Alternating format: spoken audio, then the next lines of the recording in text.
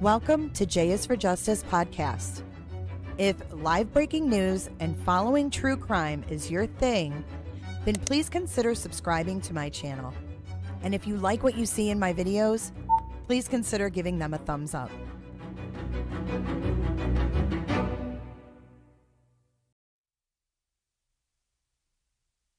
Hello, are we back? Welcome back, guys. I didn't get a strike or anything like that. My computer messed up. Can you guys hear me? Let me get a 5x5 or a 10x10 or a 20x20. I found the part I wanted to show you guys, and then we're going to watch what Bryan Kohberger was watching on YouTube. Welcome back. Thanks for coming in. Welcome back to J is for Justice. Thank you, guys. I got like the whole report to Apple thing, and I was like, what the heck, man? It totally just, everything flashed and shut off. It was weird. But you guys can watch the full episode over on my Kick channel. It's still there. It will remain there. But this is the 3D, and we're going to go fucking full screen with this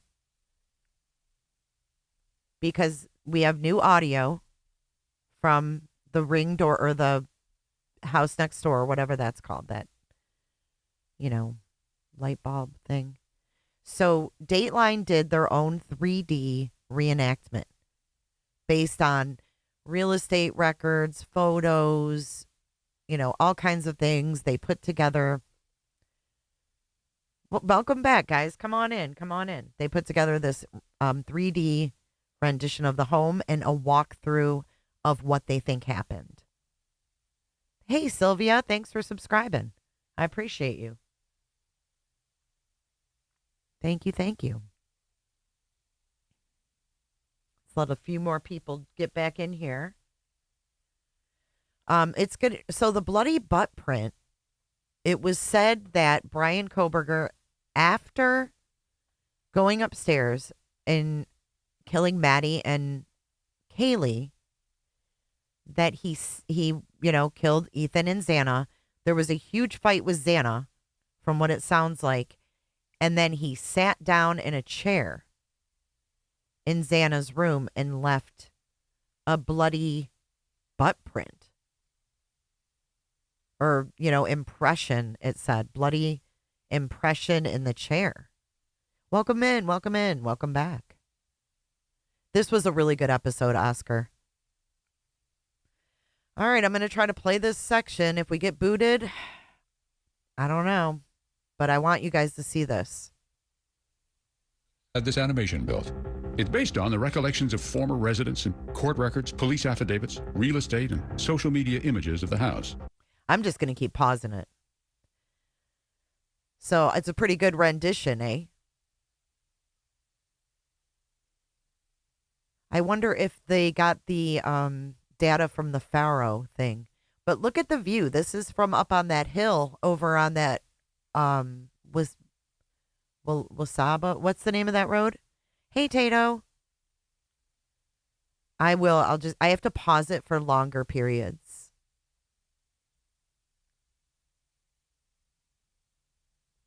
I've been pausing, Ezzy, maybe just not long enough.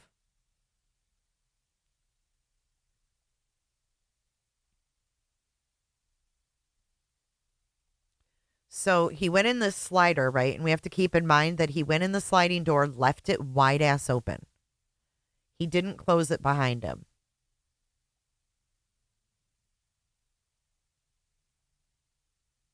Hang on, I got to open up this studio again to make sure I'm not in any troubles. Okay. Hey, Island Thrifts. Good to see you. Hey, Anna. Good to see you as well. Hey, Brendan. Do I ever sleep? Yeah, I sleep. Yeah, I get this all the time, though. Okay, here we go. And we've also spoken to sources close to the investigation who gave us their theories of what happened. Sometime after 4:07 a.m., the killer entered the house on the second floor through an unlocked sliding kitchen door and went quickly and directly upstairs. Okay, so he went in the sliding glass door and directly upstairs. Remember, Steve Gonsalves said He didn't have to go up those stairs. There is no captions, or I would. Kick doesn't have captions, I guess. And this is on Kick. No, there's one set of sliding glass doors. Yeah, I sleep off air. You never see me sleep because I sleep off air. The bloody butt print is huge. I can't find the last one. Did they delete it? Delete what? The think tank? Oh, the one I just did? Hang on, let me see. Oh, it should be there. Let me check. Says it's there. It tells me it's there. It tells me I'm... Oh, no, blocked. Unbelievable. Dateline. No, they totally blocked the whole thing.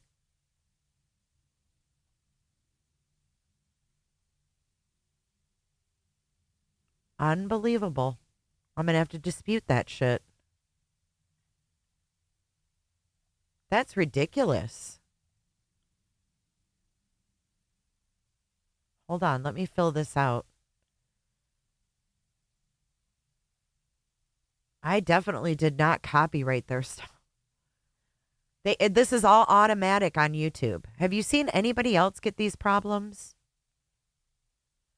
Let me know in the chat if you've seen anybody else. Hang on, I've got to write a little blurb to YouTube.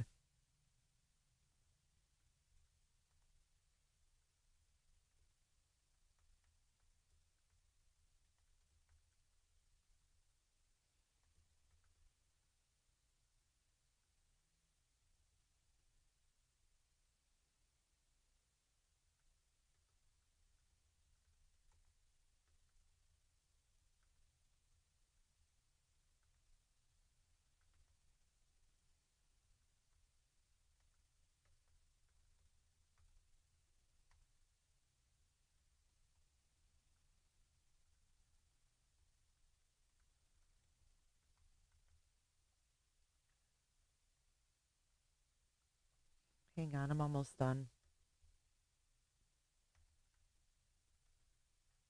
YouTube has gotten so difficult, man. Okay. I don't know if you're going to be able to see it until that happens. I disputed it. It's still blocked. Blocked worldwide. Unbelievable, man. They blocked the entire video worldwide.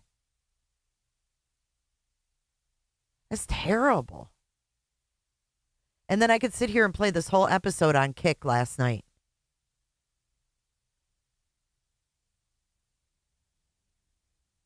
It's terrible. I mean, especially if you're pausing it, you're playing clips, you know, it's not like I'm just kicked back eating popcorn watching the show with y'all. Anyways, I'm going to play this damn reenactment. Here we go. To Maddie Mogen's bedroom. Sources close to the investigation have told us that is one of the reasons they believe Maddie was the killer's target. But almost certainly to the killer's surprise, he discovered that Maddie was not alone. Kaylee was sleeping in the same bed. So they're saying that both girls were sleeping in the same bed upstairs. Yeah, I don't know, Pines. They did that to you too, and you're not even monetized? That's messed up. Okay, so he came in the back sliding door, went directly upstairs to Maddie's room, but they're saying that he wasn't expecting Kaylee to be in there. It's available on my Kick if you want to watch it. Here's the link. Screw them. Go watch it on my Kick. Something happened that hadn't been planned on. The killer attacked anyway. There was a struggle. It was noisy. Okay. Multiple sources. It was a struggle. It was noisy. So what happened that hadn't been planned on? Kaylee being in that room? I'm still confused as to why Murphy was in Kaylee's room with the door open. I'm still confused about that whole thing. Close to the investigation speculate that Xana, downstairs in the second floor kitchen on TikTok, heard thumping and went to investigate. The killer must have heard this, our sources said. Okay, so it was noisy upstairs. He's fighting with Kaylee, right? Because they said Maddie was killed first. You don't even have to join Kick to watch it. You don't even have to have an account. Just go and watch the video.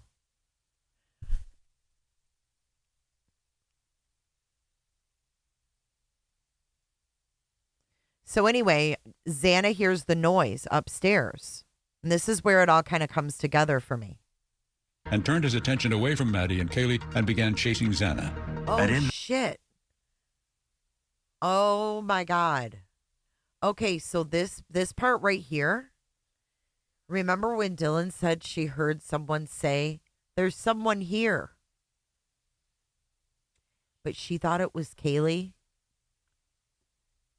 Listen. It was a struggle. It was noisy. Multiple sources close to the investigation speculate that Xana, downstairs in the second floor kitchen. So Xana's down here with her food that she just got. She hears the shit going on upstairs. She goes up there, sees Kohberger. He starts chasing her down the stairs. That's when Dylan hears someone say, "There's someone here." But he chases her into her room. Yes, Maddie was more intoxicated than Kaylee. Oh, I know. It gets brutal. It gets more brutal. Xana in the kitchen on her TikTok. Now I'm replaying what we went over on Kick last night. So this is old Jay. Right? The DoorDash was one thing that he couldn't have planned. He couldn't have planned also, Oscar Mayer, for Kaylee to be in Maddie's bed, right? So there's some two weird things that interrupted his plan that he wouldn't have been able to predict. I wonder where her damn phone was found. She was in her kitchen on the TikTok, getting her food.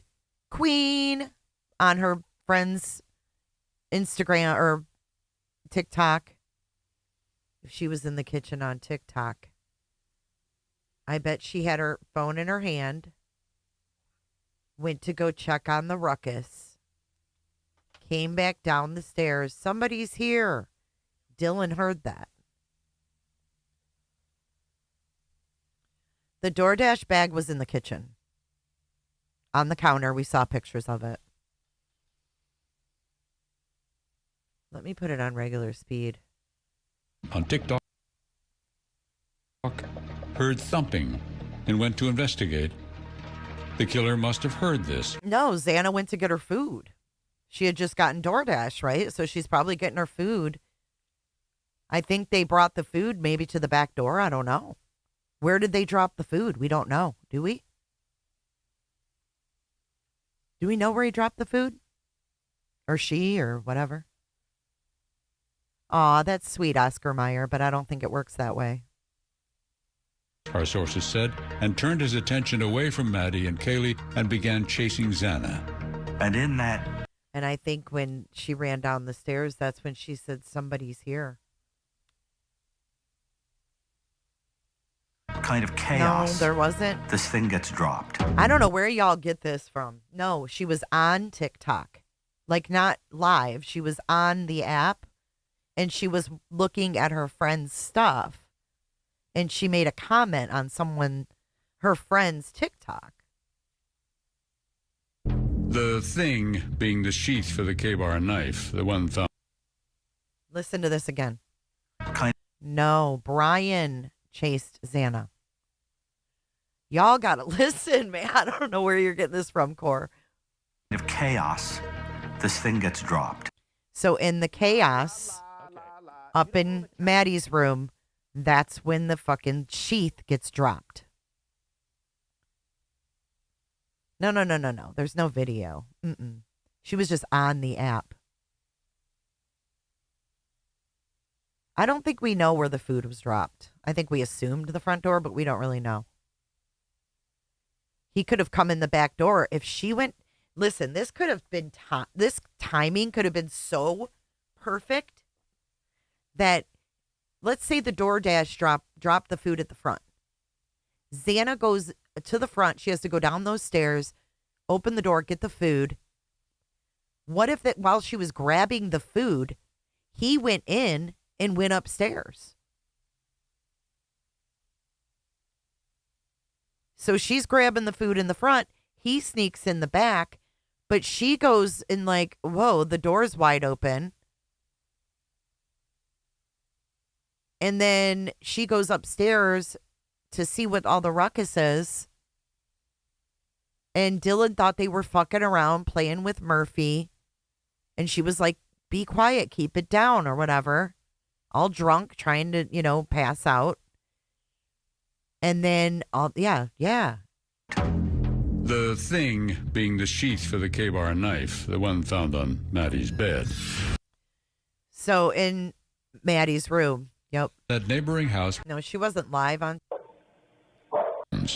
Okay, so here's the sounds picked up from the neighbor's camera. You guys ready?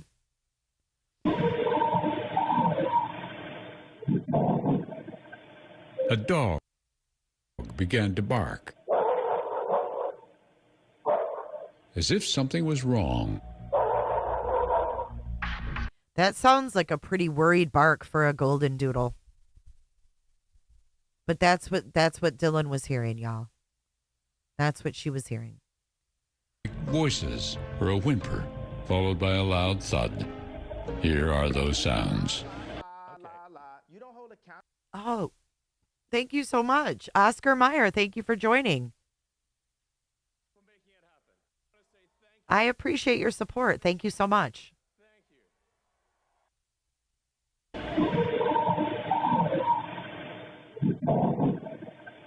A dog began to bark, as if something was wrong.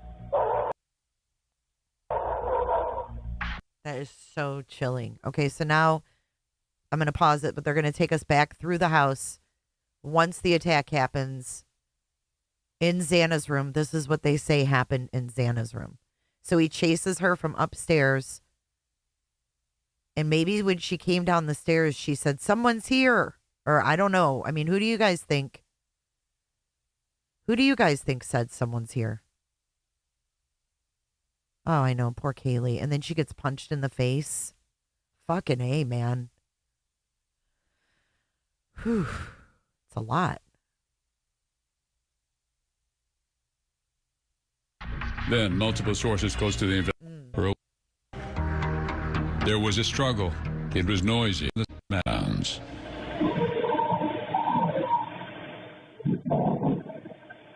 A dog began to bark, as if something was wrong. You think it was Xana? I think Dylan thought it was Kaylee just because Kaylee and Maddie were upstairs. Yeah, he was chasing her. No, Dylan thought it was Kaylee. I think just because they were upstairs, right? Or dying. Then, as if some dogs, including... Oh, I slowed it down here. As if something was wrong. Here are those sounds. What do you think you hear, Sarah? Sarah? I mean, why wouldn't... Something was...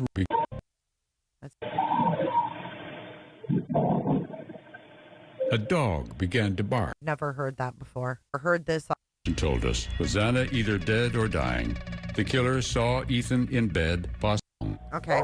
So this is what happened in Xana's room. Prep yourselves. This is really bad. Hey, Donald. Good to see you.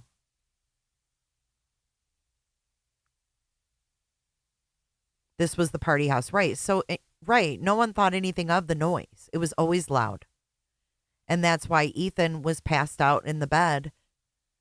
I mean, 20-year-old kid, drunk, passed out in bed. He's not going to wake up from some dog barking or ruckus. He's going to sleep through it, right?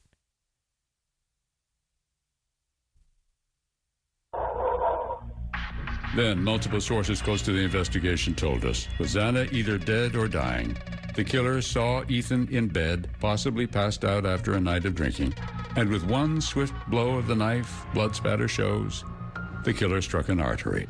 Wow. So that's the first part to Ethan. Ethan was in the bed. Ethan never got out of the bed.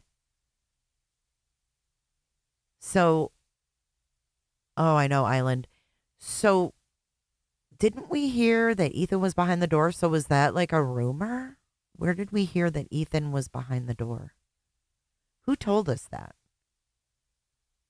Yeah, it happened very fast. I mean, Ethan didn't even get up. I know they always get the tea. Always.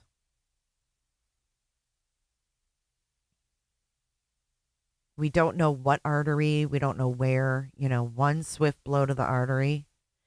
And then we're going to hear what he did to the back of Ethan's calves.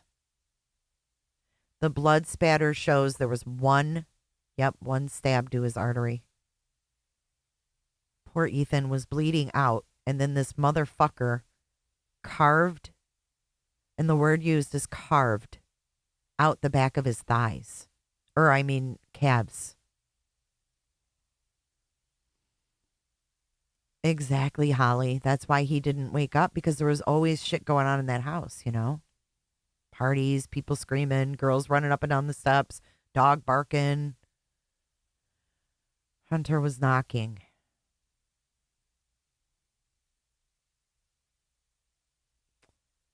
But but wait a minute. Something's not adding up for me then. How did Dylan, when she ran down to Bethany, then see Xana? Did she open the door and then close it? Christy said that. Okay.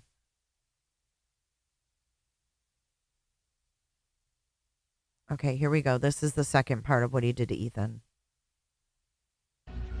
When you're dealing with crimes that are motivated by anger right toward women, the men that are in the way are rapidly dispatched. And then, according to our sources, the killer did something strange.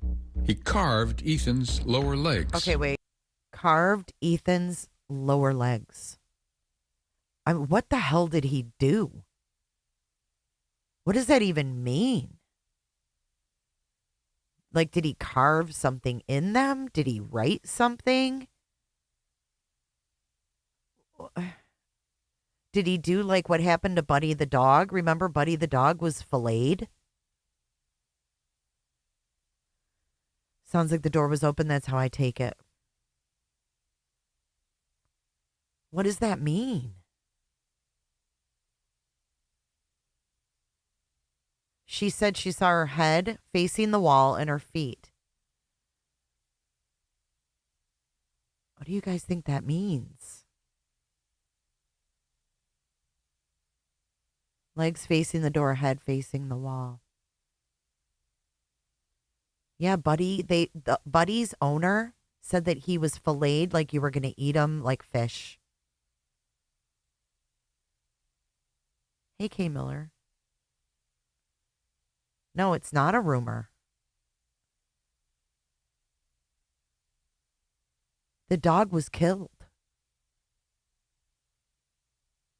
Remember, there was also dog hair found in Bryan's apartment in WSU?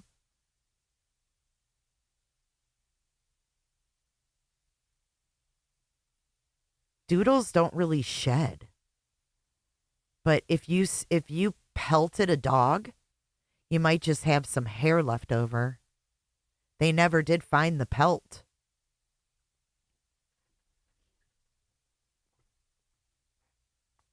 He made sure Ethan couldn't chase him no matter what.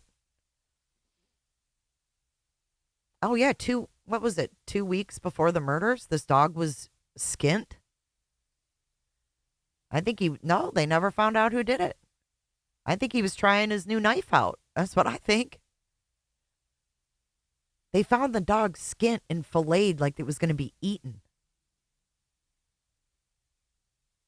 Except there was fur left on its legs and its face. They never found the pelt. And then on the morning of November 13th at 11:30 a.m.,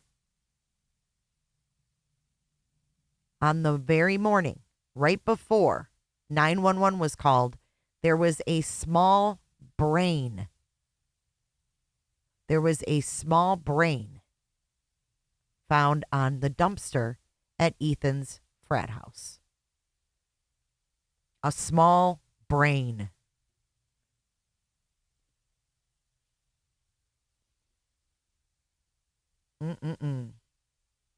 That's some weird shit going on around there.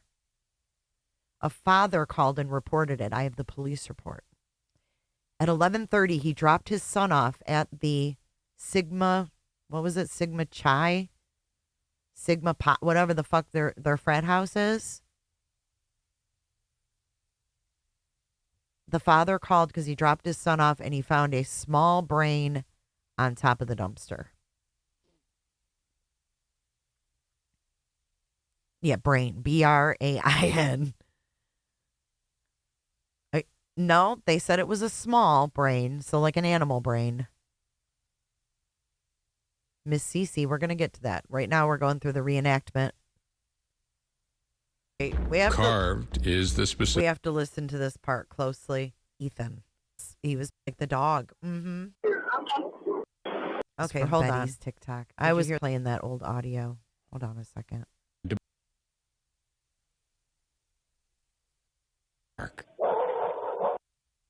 Fish. Possibly passed out. Okay, hold on. Here we go. Yeah, I don't know the times. Thing gets. Jesus, Dr. Gary. Think as if something. I Murphy a lot. He struck. Some. Fuck. Oh, remember this? We went over this last night. Remember the vandal alert for the knife threat? Take a listen. Oh, I'm committed, Blue. I'm committed. We went through this last night. Here's a replay of what we went over. This is kind of interesting. Snack and just skinned him. This was 3 miles away from the murder home. Eat him like they were about to eat him. Listen to this. It was terrified of neck and just skinned.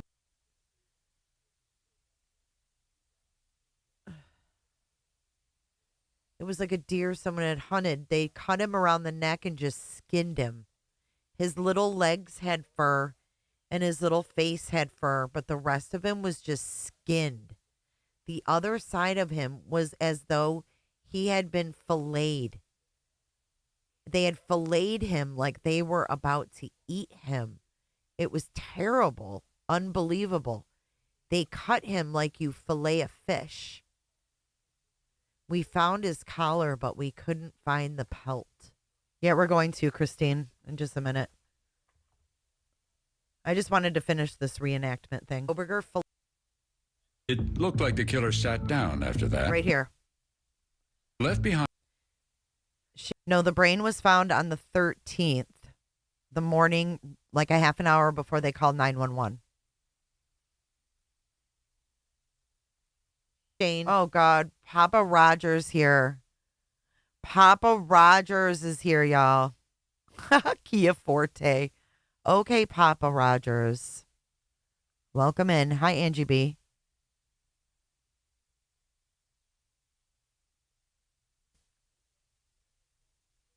In Moscow. But listen.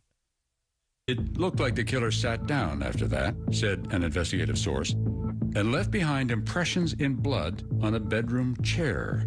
He's exhausted. So this guy's going to say he's exhausted and he's got to catch his breath. Bloody impressions. Yeah, he left bloody butt cheek marks.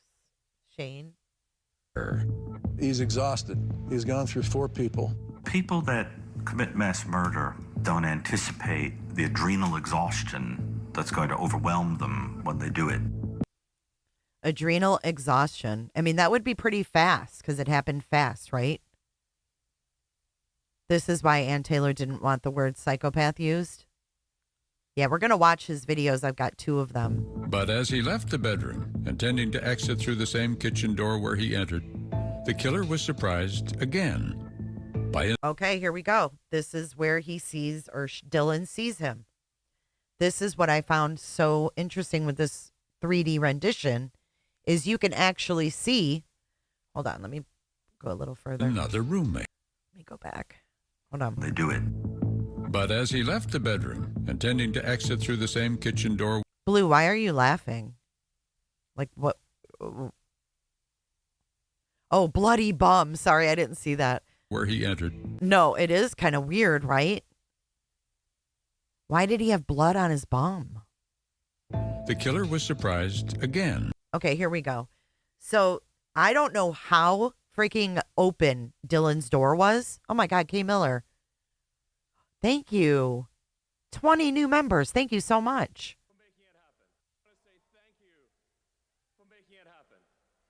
Thank you so much. Damn, that's generous. Welcome, new members. I hope you enjoy your memberships. So 9 minutes, TK? Is that what you calculated? I don't know. How did his butt get bloody to leave? Like, how big of an imprint are we talking about? So is that why he didn't kill Dylan? Maybe blood was on the chair and he smeared it when he sat down and made an imprint?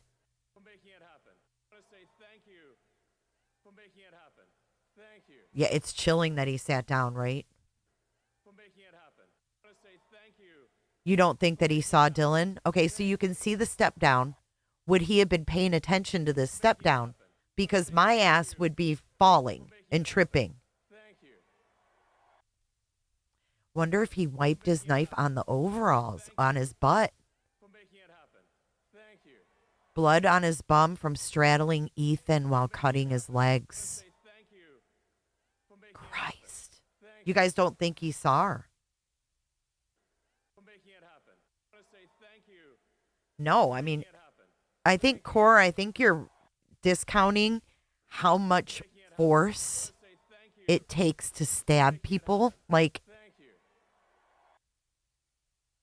well, I think, Terry, that he had covers on his seats. He's not dumb, right?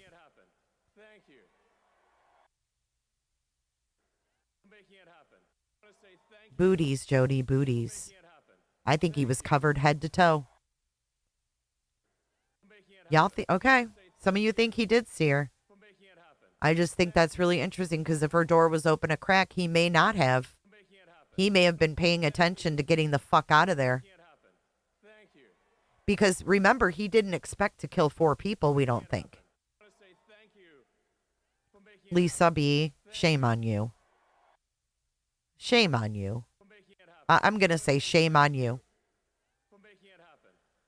That house was literally bleeding, so it could have been anything. A cut artery will literally spurt out. Well, that's the thing, Anna. Don't you think that Ethan, and I know this is gory. Welcome, Happy Mom. But don't you think, like, if he got Ethan, wherever he stabbed Ethan, that he would put his hand there? I mean, that would be like instant reaction to try to cover the wound. So he puts his hand over the wound. There's going to be blood fucking everywhere. Mama 10, now we know the audio of the screams was real. You should pull up the whole audio. I do have it.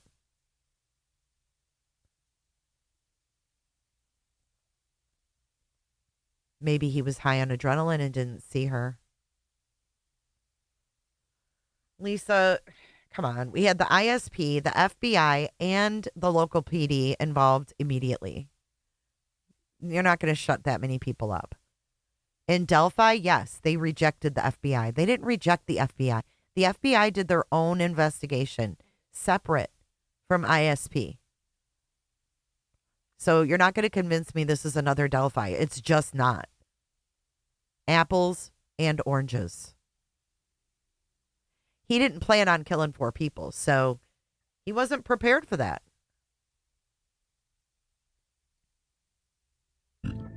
By another roommate. Dylan Mortensen had heard various unexplained Look at that ant down. by another roommate noises that night, and at that moment opened her bedroom door. After hearing a noise she said she thought was crying coming from Xana's room, She thought she heard crying. Now, here we go. according to a police affidavit. That's the view from Dylan's room, but not if you're awesome. I mean, like, did she go over to the edge and just, barely creep it open? Did she open it? You think he was straddling Ethan? That makes sense. Maddie, Lisa B. Maddie was his target. That's why he went directly to her room. In the door, up to her room.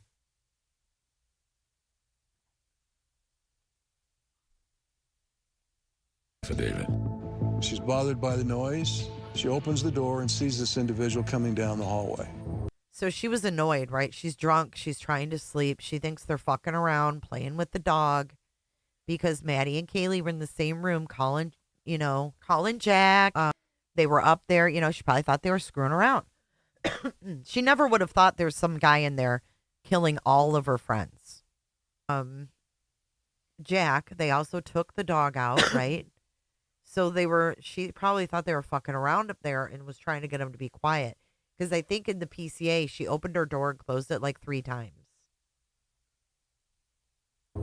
Later in charging papers, police said Dylan told them she heard a male See, there's the kitchen from Dylan's room. voice say something like, "It's okay, I'm going to help you," and saw a male. And that's what she freaking saw. Was the masked man, right? So then at 4:20, see her. Here we go. 4:20, here he is. If he wasn't the only. There we go. And then he's leaving at 4:20, like a bat out of hell. This car left in such a hurry he almost hit somebody. Yep, that's right. He's panicking. What cleanup, Mama 10? What are you talking about cleanup? Cleanup of what? Lisa B, you clearly don't follow all the documents and facts because you're choosing to ignore them. I ain't arguing with pro burgers. To do so is psychopathy. I tried to press my soundbite, but it's not working. If you argue with a Kohberger, it's really not even worth your breath. Did I say Kohberger or pro burger?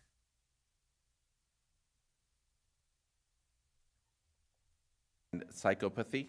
That's what pro burgers are. If he wasn't the only one. Listen to him speeding away. You hear that? Proof of blood cleaned up. Mama 10, proof where? Proof where? CV, maybe at first she thought it was a prank because they have done pranks like that. So maybe at first she didn't really realize. And then he said, "Don't worry, I'm going to help you." Yep, that's right. He's panicking.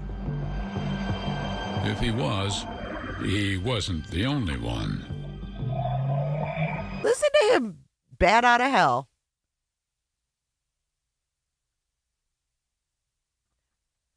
All right, so we're going to go to YouTube now, and we're going to watch these videos he was watching. So the first one is going to be...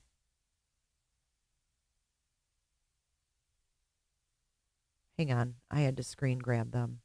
He watched Dr. Grande. So you have 2 choices. These are the 2 I'm going to show you. Now, this is weird, right?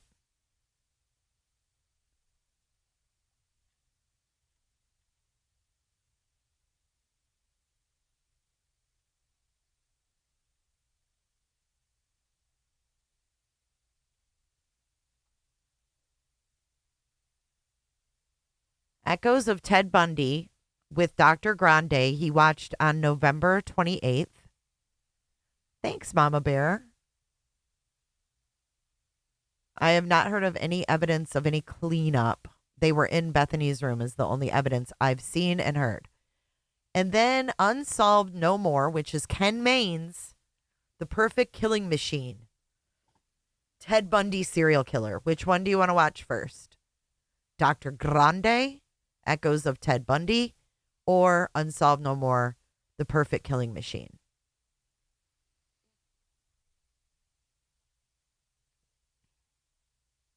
I know, Dr. Grande.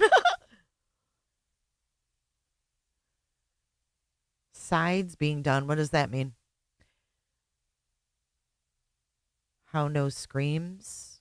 Perhaps they were, but I don't. CV, I don't know what you're even asking.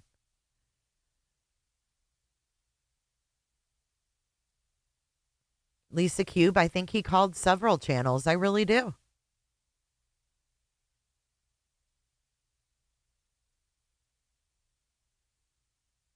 Is CE No in here? Where's CE No? Hey, CE No. All right, let's watch Grande. Let's watch the Grande one. Echoes of Ted Bundy. Let me find it. Echoes of Ted Bundy. Dr. Grande. We have to read the comments, too. Here the fuck it is. Oh, fuck, it's about him. It's about Kohberger. Shut the front door. I thought this was just the thing on Ted Bundy. This is about Kohberger and Ted Bundy. Oh, Dr. Grande. I keep calling people pro-burgers. That's what they are. People who come in here holding a torch and ignore the evidence, to me, are pro-burgers. And they will remain so. You think he killed the woman in PA, Dana Smithers? Me too.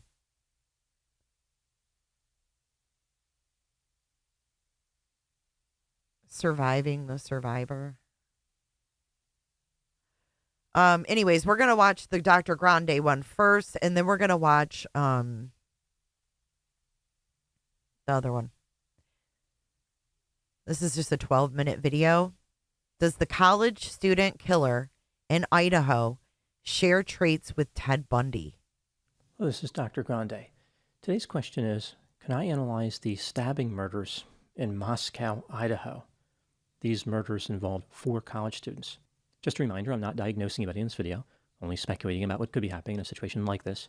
If you find this video to be enlightening, put the link then offer my analysis. This case involves 4 University of Idaho students. 21-year-old Kaylee Goncalves, 21-year-old Madison Mogan, 20-year-old Ethan. While we're listening to this, I'm just going to peruse the comment section. 8 months and proud of it, Sophia Petrillo. Thank you so much. Thank you, Sophia. I'm proud to have you. Thank you. And thank you for all the gifted memberships you've given the members. I'm going to peruse these comment section. Ethan Chapman and 20-year-old Xana Kernodle. Kaylee, Madison, and Xana lived in a rental house off campus in the college town of Moscow, Idaho. The population of Moscow is about 26,000. The town is about 80 miles south of Spokane, Washington. Ethan lived in a different residence, presumably in the same area. Kaylee and Madison knew each other since the 6th grade. Xana and Ethan were romantically involved. The house where the 3 female students lived is located at 1122 King Road. It has 3 floors with 2 bedrooms on each floor. The driveway of the house is actually off of Queen Road. On the 2nd floor, the rooms are separated by a living room and a kitchen area. The house is built on a hill, so the 2nd floor is level with the ground on one side. Kaylee, Madison, and Xana lived with 2 other young female students in that same house. Now moving to the timeline of the crime. On Saturday, November 12, 2022, Ethan and Xana attended a party not far from the house on King Street. They were at the party from around 8 to 9 p.m. By 1:45 a.m., now on November 13, Ethan and Xana were back at the King Street house. Kaylee and Madison were at a club on Main Street from 10 p.m. on November 12 to 1:30 a.m. on November 13. They stopped at a food truck on Main Street at about 1:40 a.m. The police said that a private party drove them from this location to their house on King Street. They arrived at about 1:45 a.m. The police initially said that it was a rideshare, but they corrected the statement later. So by 1:45 a.m., all 4 students were at the house on King Street. At this time, the other 2 female roommates were also in the house. They had returned home by 1 a.m. According to Kaylee's sister, Kaylee's phone was used to place 6 calls to a former boyfriend named Jack between 2:26 a.m. and 2:44 a.m. Madison then called Jack 3 times. Kaylee called Jack one more time at 2:52 a.m. So a total of 10 calls to Jack were made from Kaylee and Madison. Kaylee's sister said it was not unusual for Kaylee to repeatedly call people until they answered. This makes it seem as though those calls did not represent an emergency. Rather, this was typical. This is creepy, you guys. There's some really creepy comments.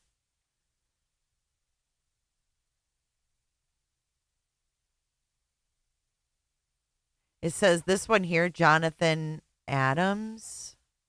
Hey, Dr. Grande, just to provide a counterpoint to your speculation, I lived at a party house for a couple years. My roommates repeatedly left a back door unlocked so friends could come in any time. Didn't matter that I argued why this was a bad idea, but they did it anyway, so I put a deadbolt on my bedroom door and locked my door every night when I went to bed. It's very possible the killer went from room to room and found a couple bedrooms locked. And rather than risk a call to 911 as he was breaking down the door, chose to let it go and went into unlocked rooms as targets of opportunity. And then this one down here,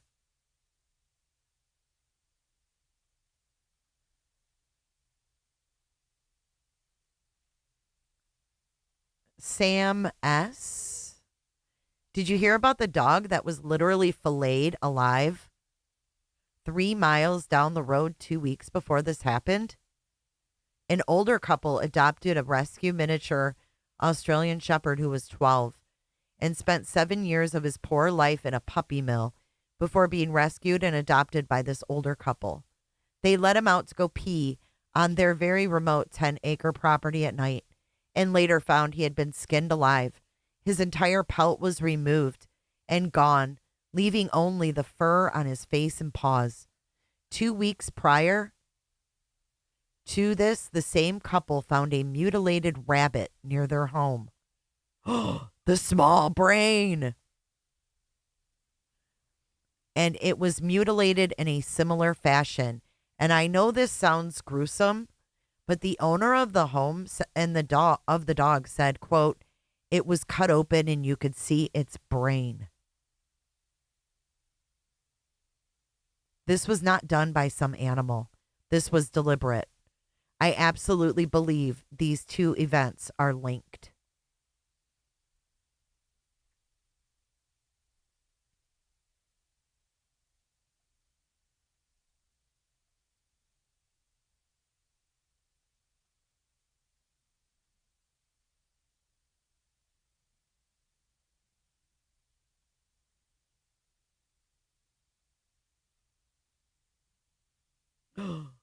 Oh, fuck. Wolf Sorensen.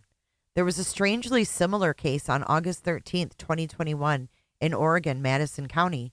A man broke into the home of Travis Juten and his wife and brutally stabbed them, killing Travis. The MO is identical, and the perp was never discovered. Like the Idaho case, the murders took place on the 13th around 3 a.m. His wife said the killer wore a mask. Kaylee previously said she'd been stalked and was paranoid someone had been watching her.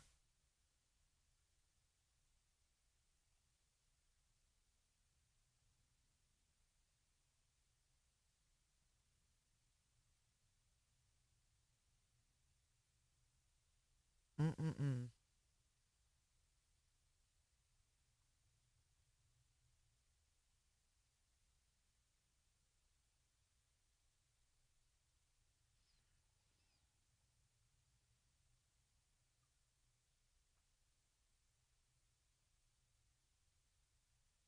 This is chilling to know that he watched this. Okay, sorry. Let's get back to it. I can get in a hole with these comments. Typical behavior. Sometime between 3 and 4 a.m., Kaylee, Madison, Santa, and Ethan were murdered in the house. They were each stabbed multiple times. Several hours later, at 11:58 a.m., a party who has not been identified called 911 from a cell phone owned by one of the roommates. So one of the two roommates who were not killed. Here, I'll give you the The link. person to reported this an too. unconscious person at the house. When the police arrived, they found the door to the house open. There was no sign of forced entry. They found the 4 murder victims inside. The other 2 roommates were uninjured. At the time making this video, the police don't know a lot in this case, or at least they're not sharing a lot. Here's what they found during their investigation so far. The victims were likely asleep when they were attacked. Oh, Sapone, I forgot about that. Some of the victims were murdered in their beds. There was no indication of any crime related to sex. Nothing was stolen from the house. Some of the victims had defensive wounds. The father of Xana said that his daughter fought off her attacker to the very end. Presumably, he had some source of information to make this statement. All the victims were found on the 2nd and 3rd floors of the house. One of the doors of the house was secured by a key code entry system. It was known by many students and others in the area. Many guests came in and out of the rental house. It was considered to be a party house. I imagine the house will no longer be remembered as a party house. The killer may have used that door, or they may have used a sliding glass door, which may not have been locked. The 2 female roommates who were in the house and uninjured are not considered suspects. A man seen by the food truck when Kaylee and Madison were there during the early morning hours of November 13 is not considered a suspect. Someone who was there at the food truck said that Kaylee and Madison did not appear to be in distress. The private party who drove Kaylee and Madison home to King Street is not considered a suspect. The murder weapon has been described by the police as a pretty large knife and a military-style knife. The weapon has not been found. The police do not have any suspects in the murders. Now moving to my analysis. It's worth noting that this case is still in the early stages. New information will almost certainly become available later. It's also worth noting that the police are withholding evidence from the public, and they may be lying as well. The police force in Moscow is clearly overwhelmed. They're not equipped for this type of investigation. The last homicide in Moscow was about 7 years ago. The police there said that this was the worst crime they'd ever seen. With this in mind, what could have happened in this case?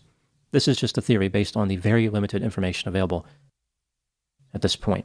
Okay, so here's his theory. The police said that some of the murder victims were in their beds. Based on the phone activity, it looks like Kaylee and Madison may have been awake when the murders took place. They were making calls just before 3 a.m., and the murders took place between 3 and 4 a.m. The killer was almost certainly a man. Women rarely commit murders like this. The killer was probably between 18 and 40 years old. The offender somehow made entry into the house, probably through an unlocked door or by using a key code, which he somehow obtained. The man was able to kill the victims quickly enough to where they didn't scream, or they didn't scream loud enough to attract attention from the other roommates. This would have taken a great deal of physical exertion and strength. Presumably, Kaylee and Madison would have been in separate rooms, and Ethan and Xana. Listen, Cy Ray on your show, and you're bragging, Tommy. A judge straight up called Cy Ray's theories conspiracies. Cy Ray is not... You're funny, Tommy. But go on with your bad self, with your YouTube channel. Would have been sharing one room. The killer probably went to each room looking for one specific person.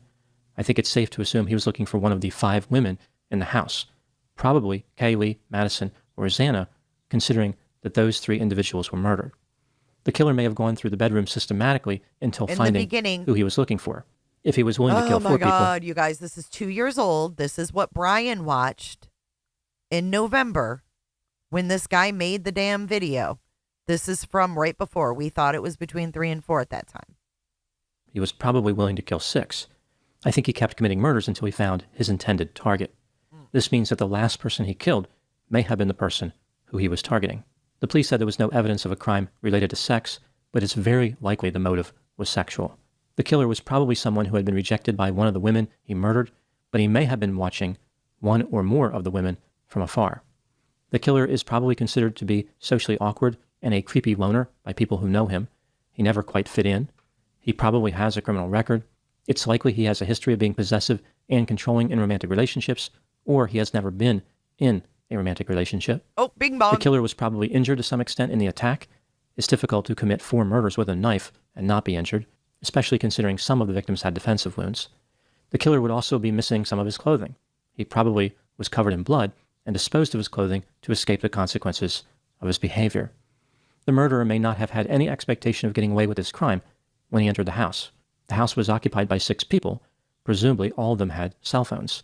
Under normal circumstances, someone would have been able to call the police. It looks like the killer simply went through the motions and exited the house. Amazingly, no one called the police. He was probably surprised at not being arrested. After committing the murders, the man was probably very excited for several hours. If anyone had seen him in the hours following the homicides, he would have looked agitated. Moving to the next section. These murders remind me of a crime that was committed in 1978 at the Chi Omega sorority house at Florida State University in Tallahassee. On December 30, 1977, a notorious serial killer named Ted Bundy escaped from custody from a jail in Aspen, Colorado. He made his way to Tallahassee, Florida, and rented a room at a boarding house 5 blocks from the Chi Omega sorority house. Late on January 14, 1978, Ted Bundy went to a club where many sorority sisters would hang out. Several women at the club said that Ted was staring at them and made them feel uncomfortable. Ooh, that sounds... At 2:45 a.m. That sounds just like what everybody at WSU said about Bryan. But Ann Taylor's saying it's autism. Now on January 15, Ted Bundy made his way to the sorority house. He picked up a piece of firewood outside of the back door and entered the structure. There was a broken combination lock on the door. He walked into one bedroom and murdered a sorority sister. He walked across the hallway into another bedroom and committed another murder. He then entered a room occupied by 2 women. He attacked them both. They were severely injured but survived. Ted exited the sorority house after being scared by another sorority sister who was being dropped off by her boyfriend. He walked several blocks away and attacked another woman. She was severely injured but survived. Ted Bundy committed another murder in February of that year before being arrested. He was eventually executed. 16 months after the Chi Omega murders, another sorority sister would die, this time from a self-inflicted gunshot wound. She felt guilty because she was in a room next to one of the victims. She couldn't understand how she failed to hear the attack. It is believed that Ted... See how similar that is? There was a roommate, didn't... Bundy thought he would be arrested for the Chi Omega attack. He never expected that he would get away. River Bear Teacup. I challenge you to go through my playlist. Go back to what Bryan went through in school and tell me he's not a reject. He failed at everything he tried. He got kicked out of the law enforcement program in high school because he didn't respect women. He didn't think women should be in there and be cops. So do your research, Tanya, before you come into chats saying you're sick of things. Do your research before you're sick of things. Away with it. He thought that this would be his last vicious attack. He was giving in to his rage and being completely reckless. Whoever perpetrated the attack in Moscow, Idaho, may have had the same belief. Again, there may not have been any expectation of actually getting away with the crime. Just like Ted Bundy, his rage will be activated at some point in the future. It will not just go away because he committed these 4 murders. Now moving to my final thoughts. The students who were murdered probably felt safe right before the crime. They may have believed that consequences for committing murder would prevent someone from doing it. But this is normally do you want to true. know? Okay, you know what else I have for you, Tanya, and all the other pro-burgers in the chat that are big mad? Look at Bryan's job application when he applied to be a security guard at the school that he went to, that his parents also worked at.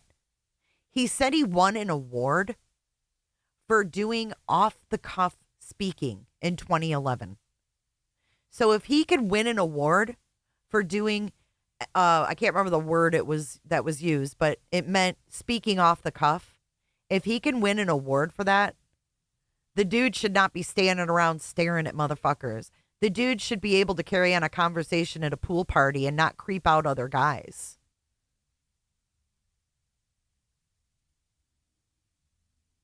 La la la la la. You don't hold Once upon a crime time.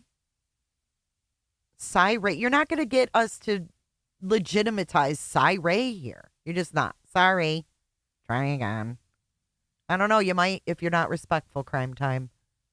My mods don't time out for your opinion. They time out for your attitude. Who has no fear of getting caught. Even less frequently, a killer like this somehow escapes. Now the community of Moscow, Idaho will stay on edge until he is caught. If he is never arrested, their fear will persist for the foreseeable future. Those are my thoughts on the murder case in Moscow, Idaho.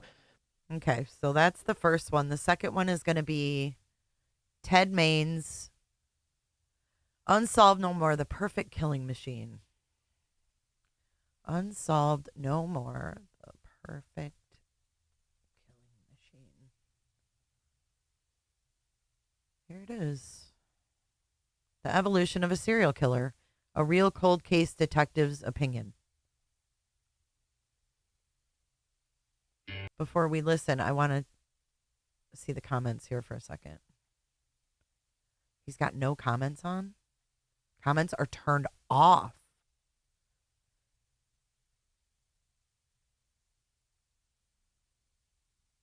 Comments are turned off. Okay, let's see what he's got to say. You know, I do have some, I would say yes. So, to me, confessions are very tricky. They always have to be verified. Just as the Dassey confession, there are killers. I mean, I read books. Read this book recently. Well, recently, I'm going to say within the last 3 years. This is The Only Living Witness. And this was sent to me and signed by the author, Stephen Michaud. Welcome, Dina. And I have some connections to Ted Bundy. Obviously, when he was going through his murder spree, mostly in 1974, that's when I was born. And then when he was executed, I believe in 1989, I was in 9th grade. So unfortunately, I never got the chance to interview him or be in contact with him. But I have people that have contacted him. So Kathy Kleiner. Kathy Kleiner was a victim of Ted Bundy. She was in the Chi Omega. Okay, so this is from January of 2022, and he watched this. Part 1 will examine Ted's upbringing and his first 2 confirmed victims. Sparks survived the assault, but did Bundy learn from that and take that lesson with him when he abducted Healy a month later? So this is about what made Ted Bundy kill and what we can learn from his victims, and examining his upbringing and the first 2 victims of Ted's. Bryan was interested in that. Sorority house. He's a past detective. He's a past cold case detective. When Margaret Bowman and Lisa Levy were murdered, and she was also a victim, along with another roommate. 2 of them died, 2 of them survived. Kathy was one of the survivors. Bundy beat her, to an inch of her life with an oak tree limb that he had found outside the house, and we're going to get into those murders, weapons of opportunity, planned versus unplanned, organized versus disorganized offender, all of that. But I did happen to meet Kathy Kleiner, spent a significant amount of time with her. We talked about this case. She was her very first guest appearance. I think she does more now, but I was the first to have her at one of my ASOC cold case conferences, and she spoke, and we had lunch, and very surreal moment. It's just much like having dinner with Diane Lake from the Manson family. I've read about these murders and everybody involved, and then decades later, I'm in a position where I can interact, talk to, quiz. Hey, Joey from Portugal. People from my true crime childhood, and it's a very surreal feeling.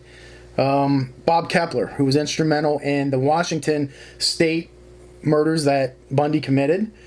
We're going to get into all those, but Bob Keppel was a member of my cold case organization, and he was one of the ones that I didn't have to go get. I went out and, much like a football recruiter, college football, I was recruiting the best of the best. And so this is important. Let's listen closely. Welcome, Jenna. Thank you for your support. I went out and got Cyril Weck. I got Henry Lee. I got Joe Kenda, Mark Safarik, Jim Clemente, Mary Ellen O'Toole, Joe Kennedy, all these people. Yet Bob Keppel, one morning I wake up and I get an email from Bob Keppel. And it said, I think, wondering if you would like to have me as a member of your cold case organization. Wow, CEO. Right? I knew who Keppel was from reading about Bundy. He interviewed him, investigated, found some of the remains of the victims. So he sent me his resume. He didn't have to, and so that was my only interaction with him, though. After that, I had very limited, if none, interaction with him. Nonetheless, it was my tie, I guess, to Ted Bundy. So what I gather from Ted Bundy is I've listened to many of his interviews, and he likes to downplay his growing up, his upbringing, and how it didn't have anything to do with his murders. You know how, any good investigator always wants to know why. Now, I'm not just satisfied with somebody coming in and saying, yep, I confess, this is how I did it, and it all matched up. Well, a lot of investigators will say, good, put him in jail, and that's it. No. Not Kenny Maines. I want to know why. Why did this happen? Was it rage? Was it anger, retaliatory murder? Was it a lust murder? Those are things that I want to know. Number one, it dampens my curiosity. And number two, it allows me to learn for the next time. So, upbringing, very important. But with Ted Bundy, it's so diverse. You have so many different people seeing different facets of Ted Bundy's life. Some people at his high school, according to Ann Rule, who later wrote a book, I think, Stranger Beside Me, and I believe she knew Ted Bundy. I never read the book. Okay, so what's weird, right, is that are we going to have a repeat with Catherine Ramsland where, like, Anne Rice met Ted Bundy and was, like, friends with him? Are we going to have that with Catherine Ramsland? Is she going to write a book on her relationship? I know she said it's going to be in her murder memoir. Book. But she said when she talked to his high school classmates, they said he was well liked. But yet, I read elsewhere from a neighborhood friend of Ted Bundy's that he was aloof. He didn't fit in. He wasn't well liked. He was false. He would pretend to be bigger than what he was. Say that he hung out with all the athletes and he was a football player when in fact he didn't. And he wasn't very good at the athletics. He was kind of a loner. Maybe kind of a social outcast. Ted Bundy himself said, I like to stay apart. I didn't drink. I just didn't get involved in cliques. Now, that part, that's paraphrasing it. But we have to go back a little bit further, okay, to when he was born in Burlington, Vermont. He was born out of wedlock. So his mother decided, or his mother and his grandparents both decided that the grandparents would raise him, and he was known to think that they were his parents. Yeah, that whole thing was messed up with Bundy. Thank you, River. Thank you so much, Jay, for covering this. You're welcome. Thank you for being here. Or Ann Rule, not Ann Rice. Sorry. I said that wrong. Missy's Angels, Ted Bundy does have a biological daughter. She lives in another country, but he did have conjugal visits with his wife and got her pregnant. So he does have a bio, but his girlfriend did have a daughter. That was not his. And I don't think he was ever married, so I don't think he was stepdaddy. Where his mom was actually thought to be his older sister. Later, he found out the truth of this. Now, do you think that that would have a lasting impression upon somebody? I would surmise that it does. Tommy, quit causing problems here, dude. Telling people to unsub from my channel, like, get out. Go talk to Cy Ray. Please block him.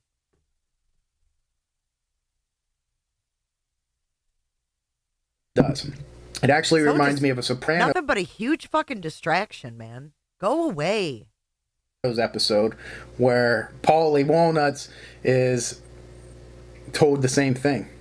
That the person that he lived with, that he thought was his mom his whole life, was actually his aunt, and his aunt was his mom. Doesn't matter, but they reminded me of that.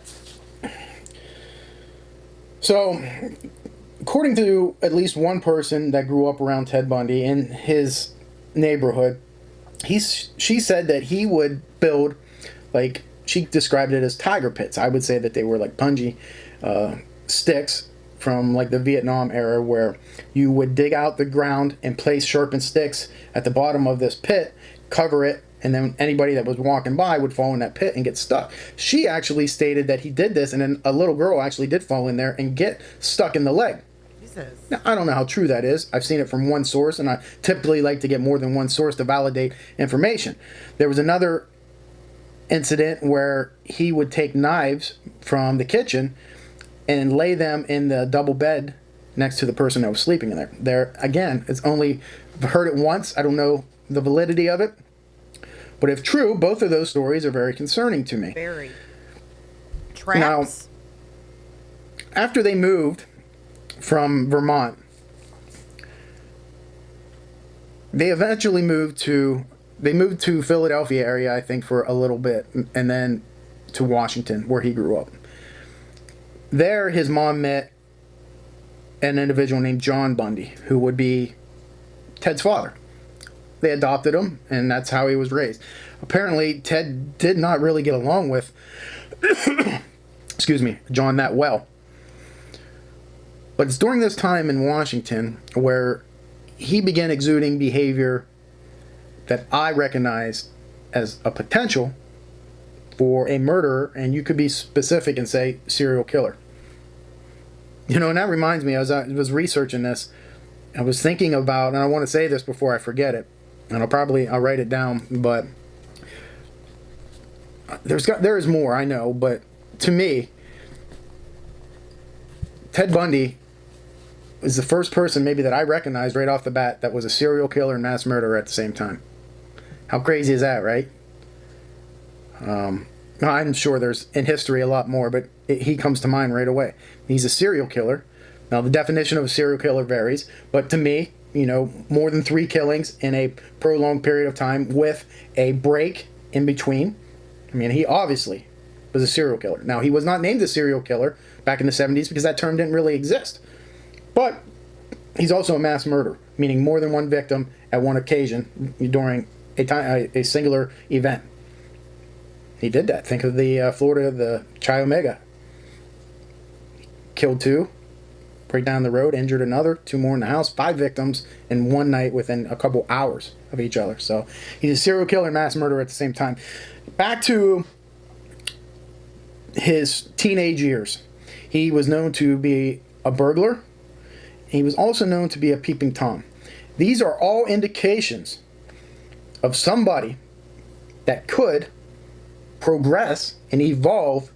Okay, which is what we saw Kohberger do when he did that to the poor little Korean girl.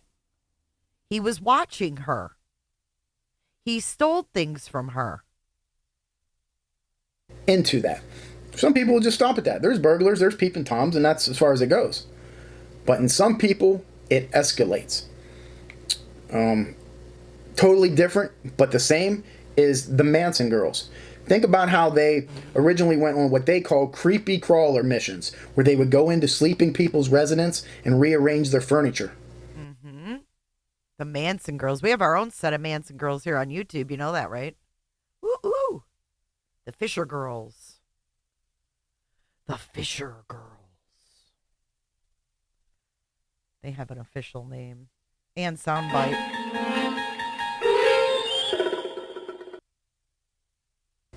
Okay, and that's all they did. Maybe stole something. Then they would wake up in a panic. That evolved to killing. It's different reasonings, obviously, but the same nonetheless, how it progresses. So in 1965, Ted Bundy graduated high school. He did not get, great grades. This myth that Ted Bundy was super intelligent, I believe, is just a myth. Although, in their craft, very, very well educated. So let's compare that. Let's compare that to a carpenter. He goes to formal school, gets average grades, maybe below average. He's just not interested. What's he interested in? Woodworking. And then he goes and starts working on wood and creates these masterpieces. And people are like, oh my goodness. So he may not be of great intelligence, book smarts in school. He's not interested in that. But what he is interested in is his craft. Right. And I think that Kohberger was the same way in the fact that he loved the criminal justice because, in my opinion, this might piss a lot of people off, but in my opinion, I think he's planned this for a very long time. I wouldn't be surprised if he'd killed before.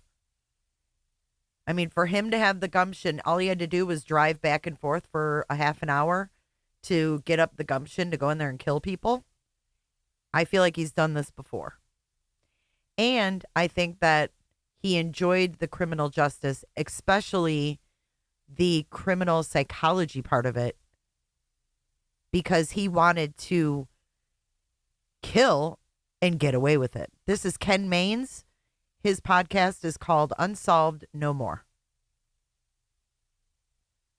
Actually, Chris Proudfoot reached out to this guy, and he did a video on Sebastian. And that's woodworking. For Ted Bundy, his craft was crime, it was murder, and he became good at it. I would venture to say he was good right from the beginning.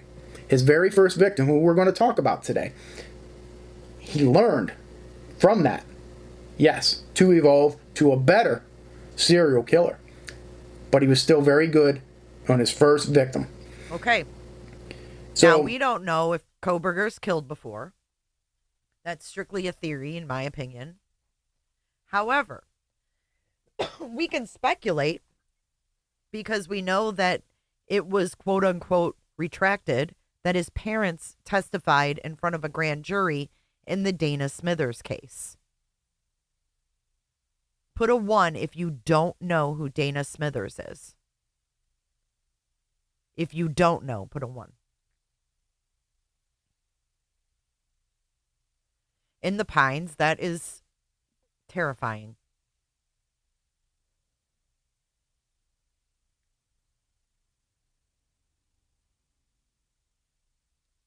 Shiny, you don't know who Dana Smithers is. Any other people don't know who Dana Smithers is? It's almost 800 of you. Do you know who she is? Oh, they've always said that, Miguel. It's stupid. Wow, a lot of you don't. Okay. Let me show you who Dana Smithers is. Excuse my coughing. Dana Smithers missing. Stroudsburg, PA. Okay, so here we go. Poconos wants answers after she mysteriously vanished 25 days ago. 2822 Eyewitness News reporter Sydney Costas live for us in Stroudsburg. She's got more with the family's concerns tonight. Sydney? Nick, Candace, 45-year-old Dana Smithers has been missing for nearly a month now. She was last seen here on Stokes Avenue. I spoke to her daughter-in-law today about what Dana was doing that day and when they decided to call police. Someone doesn't just disappear. You don't just vanish out of the air and are never seen again. Brianne Farino is the daughter-in-law of Dana Smithers, a Stroudsburg woman who's been missing since Saturday, May 28th. Dana is very outgoing. She is the type of person who will start up a conversation with you in the grocery store and like you just made a lifelong friend. She is very outgoing. She is she can make anybody laugh. Farino says that Saturday, Dana went to a street festival at a local restaurant with her 6-year-old daughter. Later that night, she walked a few houses down to a friend's home on Stokes Avenue. That's when she was last seen on a Ring camera after 11 p.m. Okay, we analyzed this. She's looking for somebody. She's walking out of this friend's house. We think we see somebody over to the left waiting for her. Now, what's weird is that his parents testified on the grand jury for this case. Thank you, Blue. And her body was found April 27, 2023. She also was known to be into drugs in the past. So she's got the history of the drugs. One more oddity. One street over from where she went missing in her neighborhood is King Road.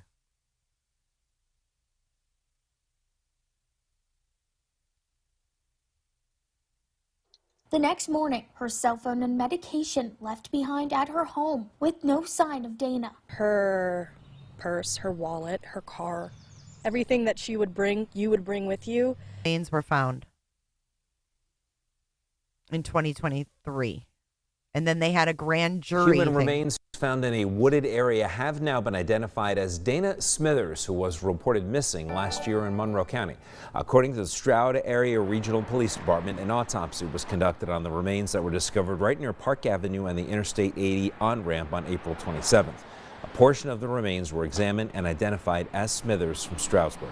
Police say the investigation remains active. Anyone with information is urged to contact police. That's when they were recovering her body. These people are bringing out evidence and her body.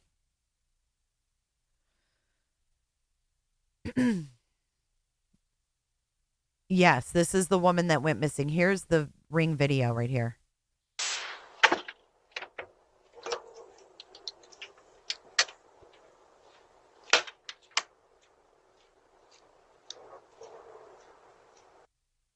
Weird, huh? Last time she was seen. And then let me see if I can find the grand jury thing. Because they quickly, like, News Nation reported it, and then they quickly retracted it. Hold on. Pretty sure I made...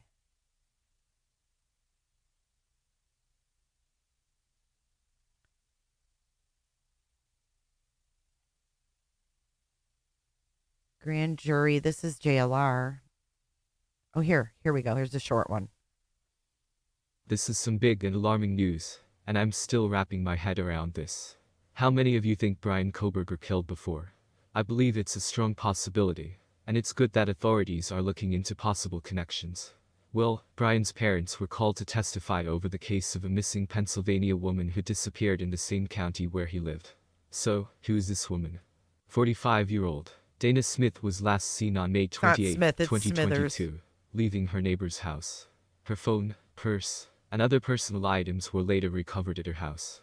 Her remains were uncovered in a wooded area on April 27, about 30 miles away from the Kohberger family home. Of course, this raises a lot of questions for all of us. We have someone accused of killing 4 students near his WSU apartment, and now a woman is found deceased just miles from his family home. Is there a connection?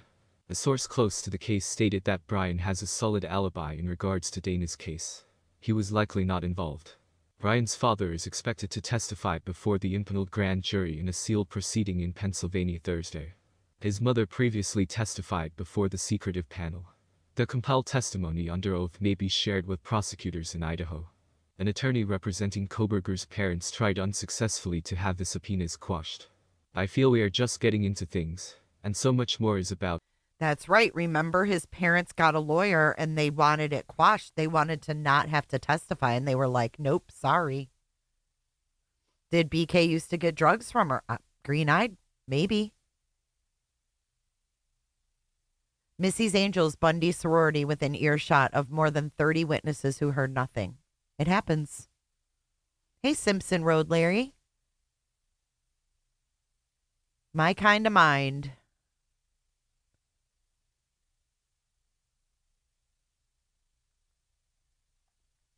Yeah, that's wild, right? Okay, so let's go back to Ken Maines. He's talking about Bundy's first victim. Maybe Dana was Kohberger's first victim. In 65, he graduates. In 68, he meets his girl named, I believe, Stephanie Brooks. Whether that's an alias or that's her real name, that's what we're going to call her. And he has about a year, maybe 2 years at tops, relationship with her. She breaks up with him because she says he has no ambition. Even though he's joined the Republican committee parties and he worked at a suicide prevention hotline and he enrolled at a law school, she thinks he has no ambition and breaks up with him. That's in 1968. I believe that's the tipping point,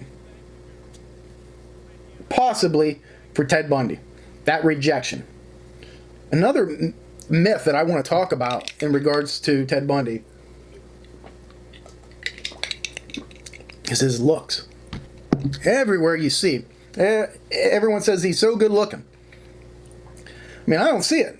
I don't think he's bad looking, but I mean, are people just comparing him to other serial killers? Like Otis Toole? I mean, compared to Otis Toole, I'm a beauty queen. Right. So I can imagine Ted Bundy in the realm of serial. I mean, really? I mean, he's not that good looking, but isn't it weird? There were girls back in the day that were Bundy groupies. They all went to his trial. Sophia, thank you for gifting a membership. Welcome, Nicole B. Thank you for your support. I appreciate you. Thanks, Amy C. See you later. Serial killers is good looking. But is he good looking as a general figure? I don't know. I guess. Look. But is he? Look at the facial hair. Didn't we see Kohberger sport this look? Good looking as a general figure? I don't know. I guess.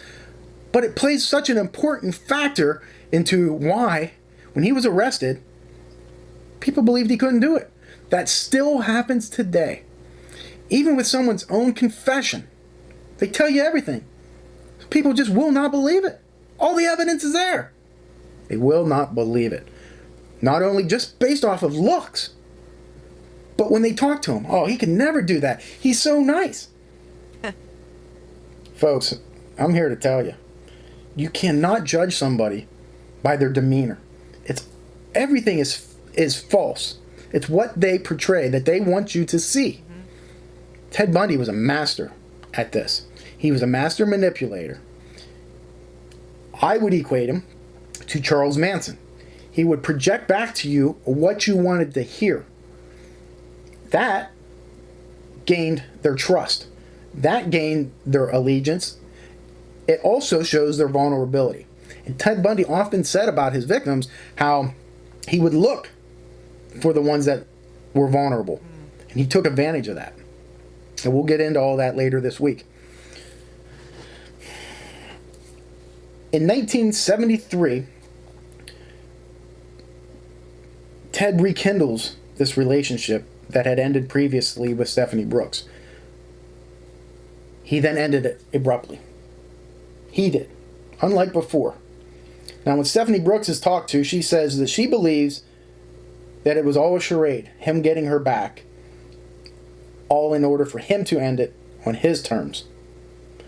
Now, I don't know how true that is, but I found it intriguing enough to include it in this video, because that was at the end of 1973. January 1974, Bundy starts his killing spree. Now, could there have been victims before that? Yes, and we're going to get into that. But right now, in the beginning of this, we're going to talk about confirmed cases. I'm going to do a poll. Hold on. His first known... Listen, okay, so we're going to talk about the first known, but before we do that, I want to put a poll up. Listen, you guys, this is totally anonymous. No one can see your name. So answer honestly, okay? Attempted murder was January 4th, 1974. And then this was a girl named Karen Sparks. I was going to say Kathy Sparks. And what I want to do here is we're going to talk about his first known victims, first two in this video. Karen Sparks and Linda Healy. And I want to compare them for you to see the similarities, the differences. Did he grow? Did he learn from the first one to the second one? And what's the similarities? And what can we learn from those? So Karen Sparks, she's asleep in her bed. She lives with 3 men, and she lives down in the basement area.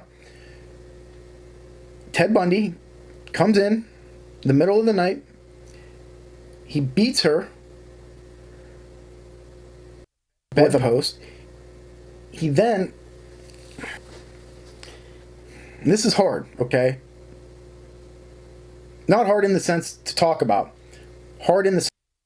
Okay, so think about Bryan watching this, okay? The poll is completely anon. So you can be honest and no one will ever hold it against you, I promise. Oh my God, CEO. You are crazy. Hey, Seymour. Okay, so listen, though. What he just said. He then What grow did he learn from the first one? So is Bryan trying to learn from Ted Bundy's mistakes? Oh, yeah. Remember the impression of Ted Bundy's teeth? That was wild. He fought them. They had to like hold him down to get the imprint of his teeth. Hey, Mickey Morgan in Texas. Thanks for joining today. If you guys could take a moment and hit the thumbs up, it really does help get these videos and live streams out into the algorithm so that everybody can see them and join us over here. Thank you very much, guys. To the second one, and what's the similarities and what can we learn from those? So Karen Sparks, she's asleep in her bed. She lives with 3 men, and she lives down in the basement area. Ted Bundy comes in the middle of the night. He beats her with a bedpost. He then, this is hard, okay? Not hard in the sense to talk about, hard in the sense of understanding. He sexually assaults her, but he uses an object. It's unknown, to me at least, whether it was penile assault or strictly an object. From one source that I read, there was semen on the bed. But it was never tested, and this is long before the advent of the... Look at that crime scene, y'all. Ugh. Look at the blanket with all that blood. That's one person. Imagine with Kaylee and Maddie both.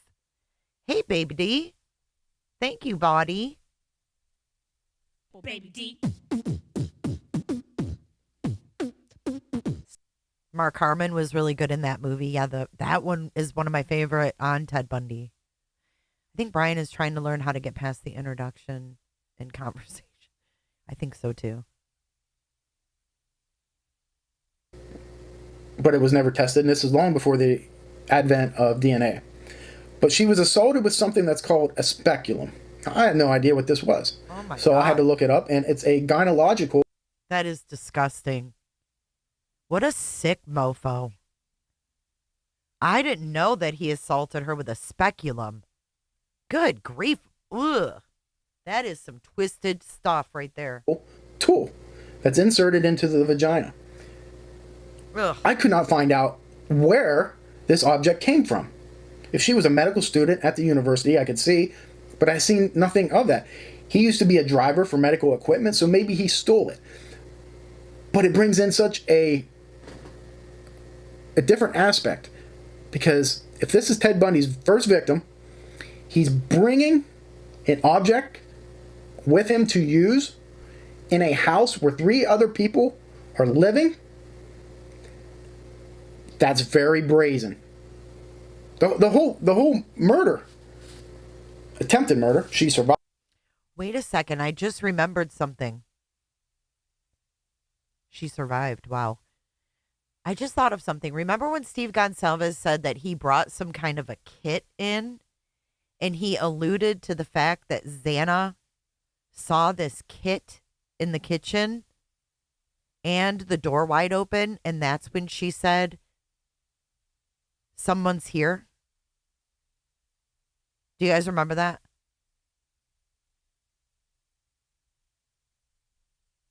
Thank goodness, is brazen. He sneaks into a house through, I believe, a possible bedroom window that was located above a dresser. He assaults her there, splits her bladder open with this speculum, beats her head in, and leaves her for dead. Holy cow. And we don't know anything about Dana Smithers, like her cause of death or anything. They've kept that all under seals. Under seal. Ooh.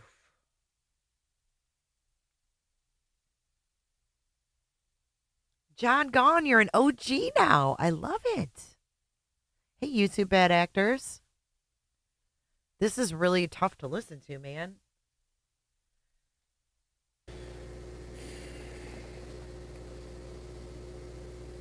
What does that crime scene tell us?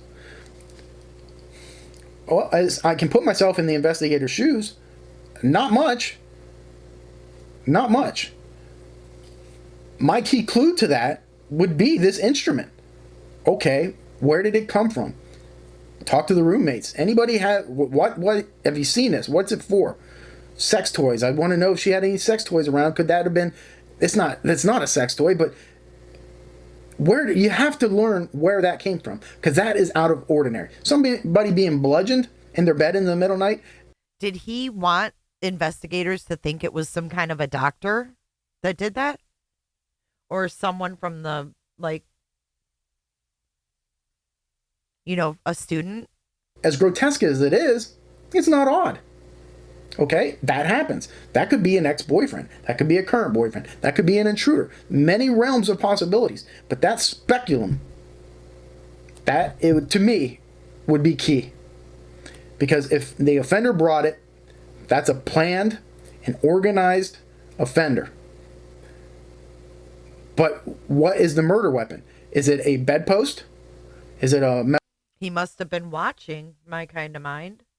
I mean, that's what they do. They're not just gonna, you know, usually they stalk their prey first.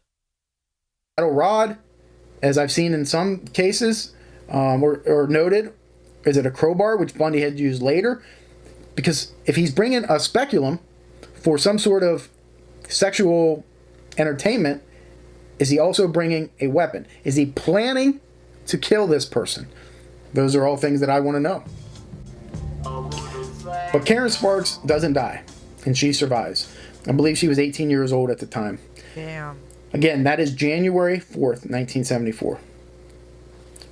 We're going to fast forward to January 31st of that same year of 1974. So roughly 26 days later, Linda Healy disappears. She had come home, talked to her roommates, which are females. She goes to bed. 5:30 in the morning, her alarm's going off. It's waking up her roommates because nobody's shutting it off. Roommate goes and looks. She's not there. But the bed is made. Everything looks organized. The whole day goes by. Work calls. Hey, she's not there to do the morning ski report. Okay. She's supposed to have dinner with her parents. They don't see her. Police are called. Originally, when the people looked around the room, they didn't see anything out of the ordinary. But then, and this is why victimology is so very important, somebody notices her bed was made differently than what it usually was. And in fact, some said, hey, on the days that she worked, she didn't even make her bed. That's why victimology is important. So somebody, and I believe it was an investigator, finally goes over and pulls back the bedspread, and what do they find? Blood. They look in her closet. Hanging in her closet is her nightgown with blood. Ew. So now what do we have? We have an offender. At the time, obviously, they didn't know if this is connected or not, but with hindsight, we can look back. Now we have an offender who assaults somebody in their bed, which is similar to the previous Sparks case. However, they were removed from that room. They were abducted. But they were assaulted there to begin with. But what is so mind-blowing to me is that Ted Bundy took the time to undress her from her nightgown, redress her in her previous night's clothing, and I'll tell you why I think that's important, hung up her bloody nightgown, then just discard it, throw it on the floor, hung it up, made the bed, and abducted her. Again, very brazen. First of all, breaking into somebody's home when you know people were there, even if they are sleeping, is very brazen. That takes some balls. Mm-hmm. It is not something... So BK watched this after he committed the murders. Do you think he felt justified when he said, oh, going into a house, you know, it takes balls? I had balls. You're welcome, Dags. Let me know what you think of the episode. How many confirmed victims did Bundy have? Let me see.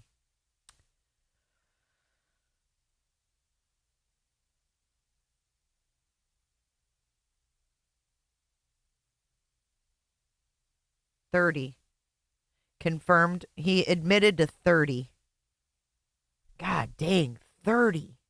And there's probably a lot more. That you just do.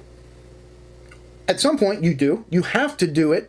You have to break your cherry, so to speak. You have to just... Oh, man. He probably loved listening to this.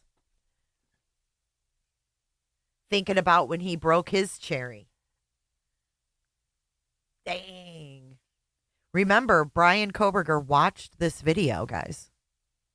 Just do it. Yes, Tato. But I promise you that he had done that previous to both of these. More than likely as burglaries, as robberies. Go in and take something. It escalated. It progressed to sexual assault and murder. Now, let's look at the similarities between these two attacks. Both were attacked at night and in bed. Both was blunt force trauma. They were both beaten about the head. They both look very similar. I hate to lump that together. Both were attractive and had small builds, similar builds. Happy Mother's Day, globalism. Sophia, happy Mother's Day to you as well. Thank you for your super chat.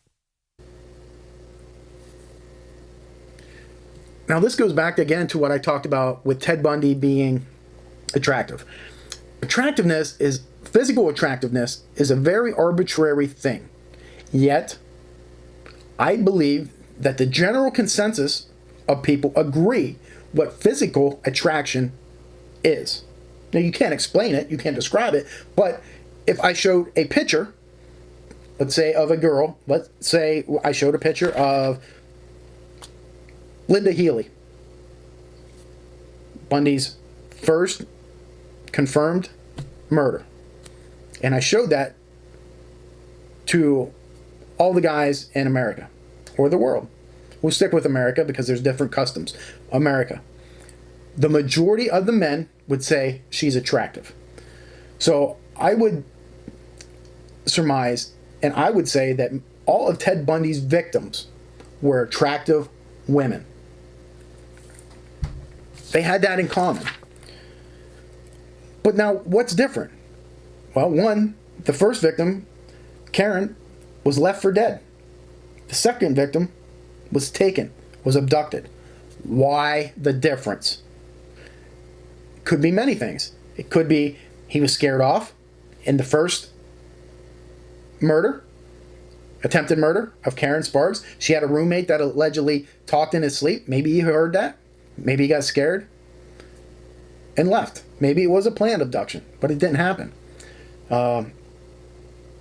Maybe it was because he evolved, or he didn't achieve that level of fantasy, that level of excitement that he wanted, that he didn't get in that first abduction or the first attempted murder of Karen Sparks. It's possible that it didn't go as planned.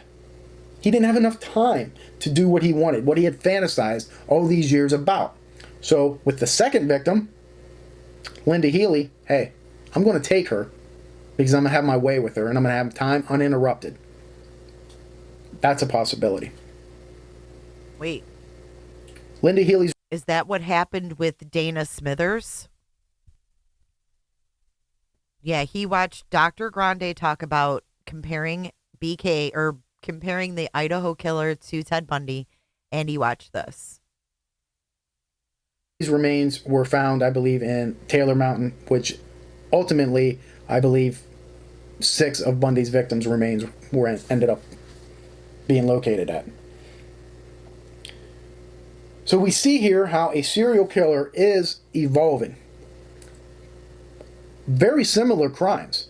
The difference is, again, being one left for dead but survives, the second one abducted. But the first one he brings an instrument with him. Now, another similarity that I didn't confirm, but I believe based on his past behavior, is that he was intoxicated for both of these. Now, Bundy later admitted to getting intoxicated a lot of times in order to get the courage up to do these crimes. And we all know... Damn, did Bryan Kohberger do heroin to get his courage up? Was he doing heroin again? What do you guys think? Was he on some kind of drug? I mean, he don't exactly look healthy in this selfie here. Blit? God. Hi, Mom. I'm home for Christmas. I'd be like, can you go back to your college apartment, please? That, alcohol, it impairs decision making. I've always said the biggest, stupidest mistakes I've ever made in my entire life, I was under the influence of alcohol. So he had that in common. So does that play a factor in maybe the first attempted murder where he brings an object to use as a sexual assault? I also believe very firmly that he was stalking these individuals. Ted Bundy was a meticulous planner, and he later admitted this. And although his confessions and stuff were very sometimes hard to read, he always seemed to want to talk about himself, more like a biography about him than about his crimes. He was certainly a narcissist and had narcissistic tendencies. I would venture to say, obviously, a sociopath, if not a psychopath, because his non-remorse. Although, it seems like he doesn't want to bring up certain murders for some reason. He says that they are hard to talk about. That seems to some that it could be remorse. It seems to me he did have some remorse. But he described this feeling in him, this urge, almost like he described as alcoholism, like a disease. I would equate it to sex. For the most part, most people enjoy sex. Not so much, not always, the act of sex, but the outcome of sex, the orgasm.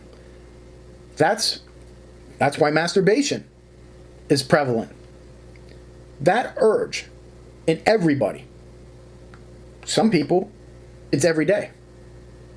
Other people, it's a prolonged period of time. They don't need it. But I equate what Ted Bundy is saying about this urge to kill, because that killing gives him sexual gratification. So imagine going without sex, having an orgasm, when you're accustomed to that for a period of time, and it's building up, building up. You can't take it anymore. That is what Ted Bundy felt, in my opinion. And it kept getting easier for him. And that's in his own words. I believe I'm putting a question in chat. I would love Body's opinion, but I also want all of y'all's opinion. And I'm going to say it out loud too, because this is like a running pattern of these latest crimes we've been following. These latest crimes seem like movies. Do you think that the Bundy murders felt like that back then when they were happening? Or do you think it's because of social media that we feel like that? Because we can do all this research on our own. We're seeing things that we wouldn't that they wouldn't have seen back then. What do you guys think of that? He did show remorse and felt guilty the first couple of times. But then it became almost second nature. And he evolved to the point and then devolved again. And we'll get into that. Almost like an arc of his crimes. He's good. He's good. He's getting things. And then all of a sudden, he digresses, makes mistakes. And we'll get into why he does that, in my opinion, once again. So, Karen Sparks, Linda Healy. I mean, two separate murders. I keep saying 2 separate murders, 2 separate incidents. One, the attempted murder. Healy, the murder. Committed by the same individual, Ted Bundy, within the same month of January 1974. He stalked, I believe, both victims, and he talked about not specifically these two, but how he would stalk people. And although he didn't admit to this with these two, I'm sure that he did. Now, some people will say he couldn't have stalked them, because if he had, especially Karen Sparks, he wouldn't have went into that house knowing that she was in there with 3 guys. See, now we say the same thing about this murder too. Like, if he was stalking them, he would have never went in there with all these people. Right? That could have been the same thing for Kohberger. Like, oh, it couldn't have been him. Like, he couldn't have done this by himself. Why would he go in there? And there was no connection. Like, he wasn't stalking them. Well, when that urge hits you, and you couple that with alcohol, you become very brazen. And I believe he had been watching her. There was a bar that was close. Ted Bundy lived within 0.3 miles of Karen Sparks. And I'm going to show a map here where Karen's house is, Linda Healy's house, Ted Bundy was staying at a rooming house, and a bar that all 3 frequented. I am sure that he saw her in this bar, followed her home, stalked her, just like BTK did later on. He did the exact same thing. Would plan it out, see how things are, where they went, case the place, know where he was going to make entry. This being Ted's first known attempted murder is where he would be probably the most meticulous. It probably didn't go as planned. They rarely ever do. Yet, he probably had that planned out the most and was waiting for the best time, or when liquid courage finally kicked in enough and the urge was so overwhelming, he said, tonight's the night. And he probably hid behind a tree. Damn, man. There was a basement level window. He could probably see right in. Waited. Dude, is this exactly what Bryan did out back? This is kind of giving me a little bit of chills here. He said, tonight's the night. And he probably hid behind a tree. There was a basement level window. What do you mean there's no... What do you mean there's no video on Kick? I'm going to show you. What are you talking about? It's right here. This is the video on Kick. I'll give you the exact link to it. It's 4 hours long. It's there. Oh, he could probably see right in. Waited. And then attacked. Still, so ballsy. So ballsy. In that first attack. The second attack, just as brazen, but he takes her. He abducts her. He dresses her. He hangs up her clothing. He makes her bed. So odd. He later stated, because there were some things... Richard Speck. You know, why was one of the victims' hair freshly combed and washed? Why did one of the victims' heads, because he decapitated at least half a dozen of his victims. Why did some of them have makeup applied to them? At least one of them. And Bundy was asked about this, and he said, you can do anything you want with him when you have time. Right? So when he has time, he abducts, he has all the time in the world to do whatever he wants to him. And the stuff that he did, the necrophilia, the revisiting of the crime scenes and locations to relive that, the stealing of trophies and giving them away to... Do you think that he could have possibly, and I know that there's things that we don't know apparently, because we did not know that Kaylee was punched in the face and her nose was broken. Do you think that it's possible that he was assaulting Maddie? We know that he killed Ethan relatively quick, right? So what if his target was Maddie? He went in there. Both girls are sleeping. He does the same thing like he did to Ethan, the one swipe on the artery. Is it possible that he assaulted her? And Kaylee woke up. And that's when he started fighting with Kaylee. Punched her in the face. Yeah, here, let me put the kick link again. Because they did say that both girls were asleep. And then because Kaylee was less drunk, she woke up. You're welcome. Other people, all classical serial killer tendencies. And he had them. Yet he went undetected for a long time. And a lot of that is because jurisdictional issues. We didn't have the internet, you know. And Ted Bundy, and we're going to get into his trial and whether I feel he should have been convicted or not. He left very, very little evidence at his crimes. I hesitate to say he was a perfect killing machine. Everybody makes mistakes, and he made his mistakes. But thank God they caught him, because this guy was the worst of the worst. Okay, I still say Richard Ramirez, the Night Stalker, was the most horrific serial killer that I've ever encountered due to his brutality, his penchant of changing MOs. He didn't have a set group of victims. He would kill women, he would rape kids, he would kill and rape men. Didn't matter with him. He was the worst. But Ted Bundy. See, I think he planned on assaulting Maddie, and I don't think he expected. Yep, I do, Shaggy. I don't know if he had a belt on, but I think he had that jumpsuit on. And I do think that he wanted to assault Maddie, because those were the type of girls that he could never get.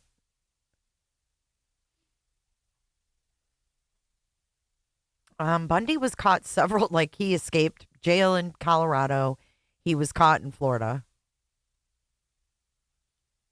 He was pulled over. It was the perfect killing machine. And that would explain why Kaylee was punched in the face and beaten.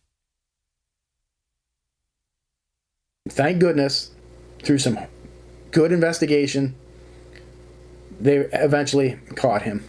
So that's all I want to talk about in today's video. The next video, I'm going to go into the next couple of victims and how he evolved, what he did differently, how he progressed, and how he maintained a normal, quote-unquote, normal relationship with his girlfriend at the time. All the while being a chameleon and changing into this sadistic, repulsive, reptilian-like creature. All in a matter of a couple hours. Go from a loving family man to this monster. God, I mean, he looks so similar to Bryan too. Couple It's hours. Weird. Go from a loving family man down to the curly hair and everything. Maybe after she said there's someone here and yeah, maybe. Steve did say more happened that he wouldn't say.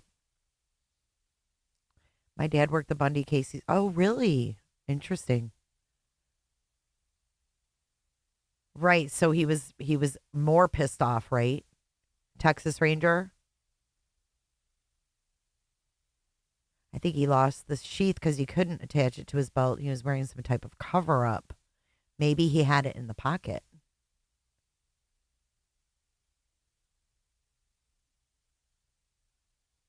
That's some wild stuff right there, though. His posture, a lot of things are the deep set eyes. We'll look it up. We'll look at the PCA and see what it says. I can't remember offhand. To this monster. Back to a loving family man. Much like BTK, Dennis Rader, did as well. So that's it for this video. Again, this whole week. He even mentions BTK in this video. How interesting. It's going to be all Ted Bundy. What a fascinating creature this guy is. And again, my personal opinions on the death penalty doesn't matter. I just wish that we could have learned more from this guy. We learned a lot. Bob Keppel, the FBI agent Hagermeyer, I believe, and some other individuals did get some great content from him. Yet, it leaves us wanting more. I want to know more about why, how. And we're going to get as much as we can out of him this week. And until next time, next video, sometime this week. All right, so here, I'll give you guys the link to that again. That's Ken Main's Unsolved No More. Pretty interesting. Yeah, I did a video on Danny Rawlings, too. We can go over that in another live stream. But it says here that the tan leather knife sheath was found on the bed next to Maddie's body. So it was next to her body under a blanket. So how did it get under a blanket unless he was trying to do something to her, maybe? What year was Brian born? I don't know. Why the lawn micro?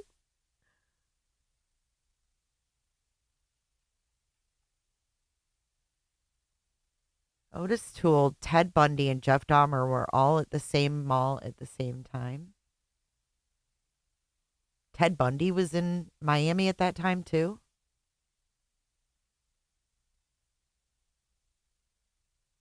Yeah, I mean, I get thinking he's handsome, but there were like fangirls, right?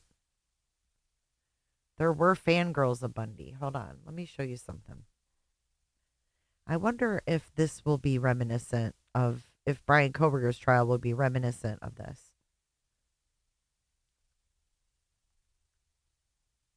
Okay, check this out.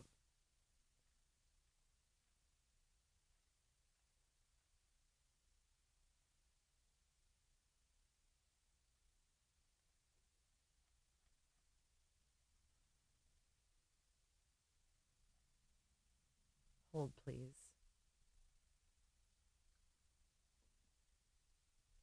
Okay, here we go. This is going to be interesting. Here's 2 minutes. Let me switch the window here. Close out Ken Main's. Okay, check this out. We have to watch this, and then when the trial happens, if anything like this happens at Bryan's, I'll shit. All right, here we go. The murder trial of Theodore Bundy goes into its 4th week in Miami today after a long weekend. Friday's session was delayed because the defendant was suffering from a virus. He's accused in the brutal slayings of 2 Florida State University sorority sisters in January 1978. His trial has attracted a steady and unusual stream of spectators. Robin Lloyd of station WTVJ reports. Each day, the courtroom is filled with spectators drawn by a fascination with Theodore Bundy himself or by the gruesome details of the crimes. Blood-stained pillows, pictures of the murdered co-eds, evidence that the women were sexually abused. What is unusual to see is that many of the onlookers are women, young women, contemporaries of the 5 Florida State sorority sisters who were assaulted in their beds a year and a half ago. Every time he turns around, I kind of get that feeling, oh no, you know, he's going to get me next, you know. But yet you're fascinated by him. Very, very. Every night when I go to bed, I just, you know, get very scared. I shut my door and lock him, you know. I'm not afraid of him. He just doesn't look like the type to kill somebody. You try to imagine yourself in his place and to see how he's feeling, looking at the pillows with blood stains and everything, if he really did it or not. The trial has drawn women from as far away as Seattle, where Bundy is suspected of other sex murders. Why is this happening? According to one psychiatrist, it is a mixture of fear, intrigue, and in particular, sexual attraction. And so, yes, I do think this is, in an underlying sense, a sexual attraction, using that word very broadly for the moment. But there is no question but what violence does quicken the pulse of many people, and certainly of young women. The young women themselves aren't too sure what it is that attracts them to the trial. Are you a little scared when you look at him? Yes, it scares me to be in the same room with him, but I know there's other people in there, so. Why do you do it? I don't know. Robin Lloyd for CBS News, Miami. Okay, so take these girls and put a phone in their hand, and you have the Kohbergers. I mean, for real, right? So body, yes, me too. Did you do any searches on that? Body said, girl, what I want to find out, did any of these other serial killers do something like BK did to that girl with the cake and the cosmetics? Yeah, did any of them move things around to mess with people before killing them? Or, you know, in someone's house, maybe they didn't even kill. I'm intrigued by that whole Korean girl. Her key went missing. Her stuff's moved around. She mentions to Bryan Kohberger that her key's missing from her desk drawer. And then a couple hours later, it's back in the desk drawer. So that's pretty wild stuff. I mean, to see that way back then, right? And then you add social media to the mix. Shit.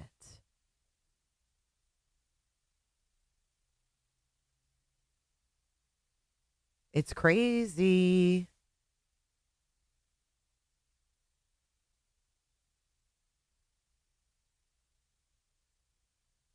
And then you have, and we did this in another live, but here's one of the survivors this of Ted Bundy. This is Carol DeRanch. I think I'm saying that right. This is her sitting in the courtroom during his trial. Can you imagine how uncomfortable and scary that would have been?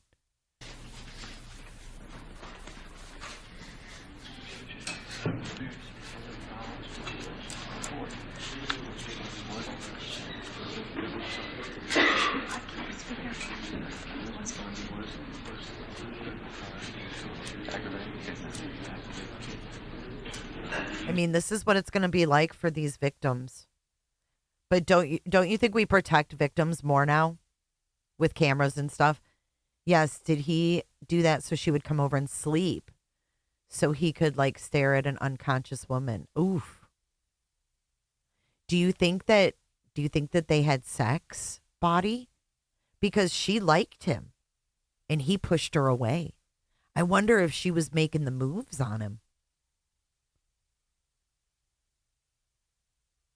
Yeah, he got to question these victims. Yes.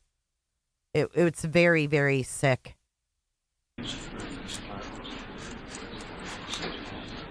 She was one of the survivors of Bundy. Let's see what other footage we have. It's really super interesting to see these old.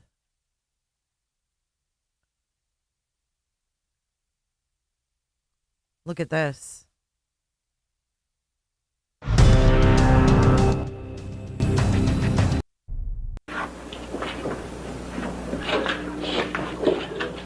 Okay, now this is what was wild to me. I've never seen anything like this, right? We have this dangerous killer who already escaped from jail once. And look at him. They don't have him cuffed, and they bring him out in the open to read his indictment. This is the most wild thing I've ever seen.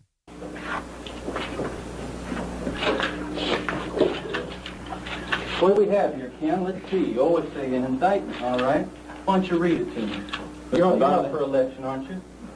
This totally seems like a movie to me. What is this all about?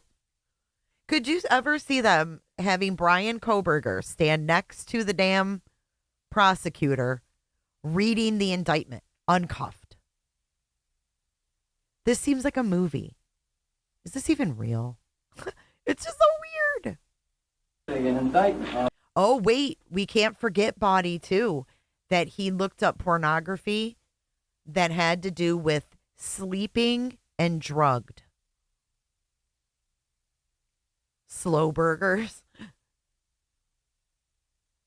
Isn't that weird? We would never see that now. But different times back then. Just straight up reading the indictment right in the open with all the press there and Bundy right next to him, egging him on, saying, oh, listen to this. And listen to this interaction. It's crazy. What do we have here, Ken? Let's see. You always say an indictment, all right? Why don't you read it to me? You're up for election, aren't you? Mr. Bundy? You got it, didn't you? Mr. Bundy? You told me that you were going to get me. You said he was going to get me, okay? You've got the indictment. It's all you're going to get. Let's read it. Let's go. Theodore Robert Bundy, you are charged, indictment, 2 counts burglary, 2 counts murder in the first degree, 3 counts attempted murder in the first degree. Design or intent to effect the death of said Lisa Levy. My chance to talk to the press. Contrary to section 78204 Florida statute. I'll plead not guilty right now. And your grand juror is being present. Well, I mean, what the heck? Just hanging around. Here's Ted on the stand. Let's see what this is. Thompson, occupation, Deputy Sheriff, Salt Lake County. Car. No. Do you remember the words being asked to you, whether or not you minded if they looked inside your car?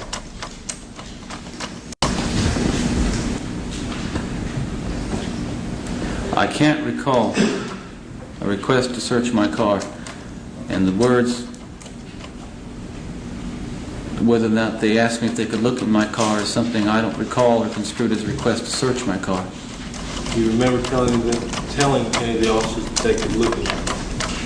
No. Listen how loud the court reporter is. I freaking love this. Like, there's not much footage out there of his trial, but seeing him testify on his own behalf is absolutely insane.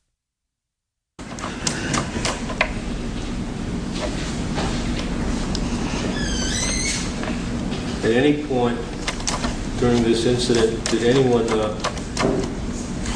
read you your Miranda rights or tell you your rights? Yes. At what point was that?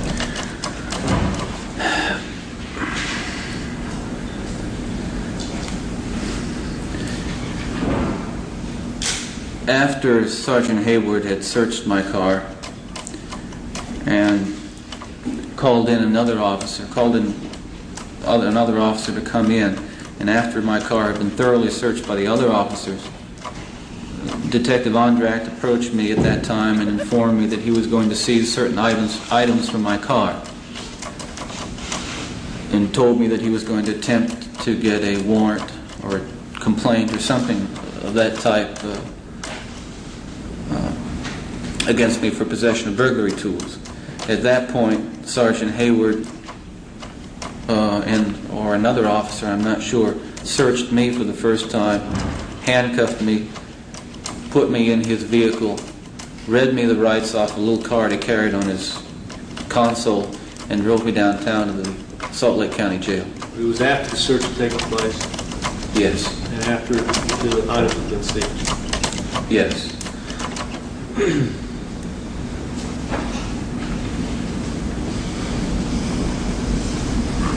Did you try to stop the search? No. Why is that? Well, I'd say I was afraid to, but that's not exactly the way. I mean, it's not that I was quaking in my shoes. I felt that I couldn't stop them from doing what they were doing, that they were going to go ahead and do it no matter what I did. They were intent. The questions from Sergeant Ondracht and, Sergeant Hayward and the other officers at the scene. Let me see. What does it say? Seattle. I don't know what it says underneath. Do you guys want to watch this? Are you interested in this? I don't recall the testimony specifically, but I can say that in general that I can associate what you're saying with the trial in Utah. Okay. Specifically, do you recall telling the court in Utah that you fled from the officer in order to get the smoke out of your car, and that you threw the marijuana out the window during the chase? Yes. Now, back to this case. Isn't it a fact that you've done all of the research on this particular motion? Oh. It says Seattle Mariners, right? Isn't that a team? Seattle Mariners? Or am I wrong? I think that's what it says. Yes, such as it is. Yes, I have. Have you found some cases on the point? I found too many cases. And the point we're talking about is consent to search, isn't it? That's one of the points we're talking about. Are you familiar with what the factual basis would need to be for a consent search to be thrown out? Yes, I'm familiar with it. I am now. I wasn't then. That hasn't colored your testimony a bit. I think you'll find, well, no it hasn't. And I think you'll find, if you review my testimony in suppression hearing in Utah, that it's essentially the same. That's all I have, Judge. Any good right? Do you have anything further, Mr. Clement? No, sir, I don't. You may step down. Any further testimony on the motion? I feel like I need to call Officer Hayward just briefly, Judge. All right. Officer Hayward, then. Sergeant, I guess he is now.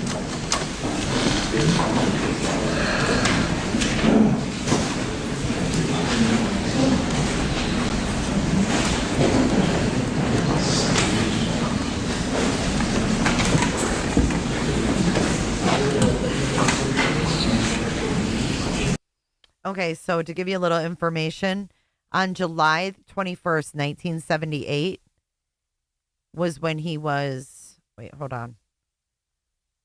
Trying to find out how old he was in the trial.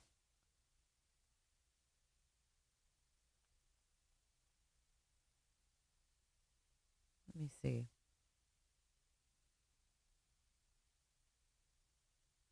He was born in 1946. Okay, so when he was killed, he was 42. And that was in 89.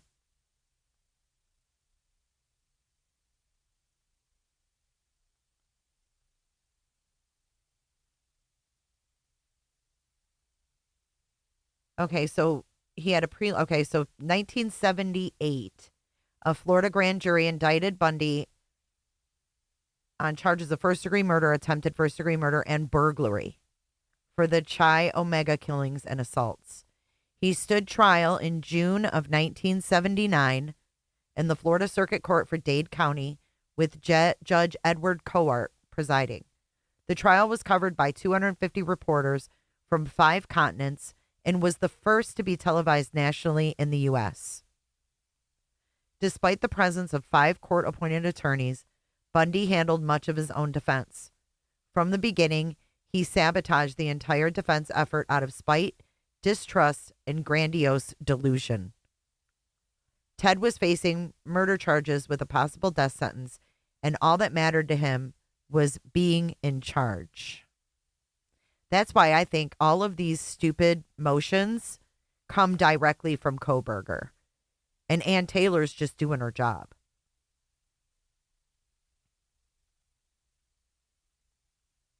So if he was put to death in 89, he was 32. Like, yeah, early 30s during the trial, right around 30. Same as Bryan. Bryan's 30 now, isn't he? Yikes. Oof.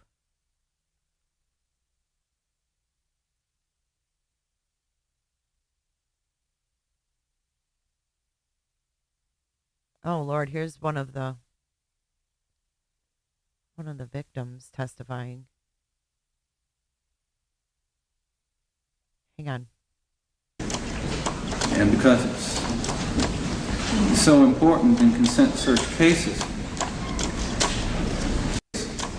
the issues before it, and concluded that... Here she is. This will be like Bethany Funk right here, waiting to testify because she was a survivor.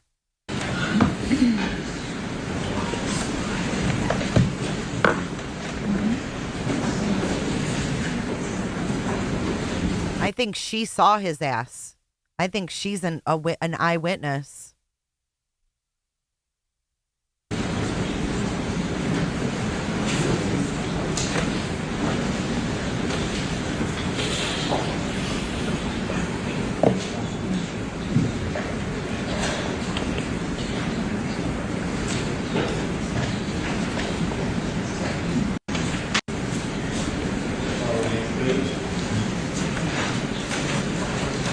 Here, please, ma'am. Oh, this is... Wow, they've got her sitting up there. And this is Bundy's mom. Step up in the witness box, please. Raise your right hand. And do you solemnly swear that the testimony you will be the truth, whole truth, and nothing but the truth, so help you God? Have you seen it? Mrs. Neary, would you state your full name for the record, please? Wanda Neary. Oh, no, this isn't Bundy's mom. Who is Wanda? And you're the mother of Nita Neary? I am. Oh, shit. This is the mother of one of the victims.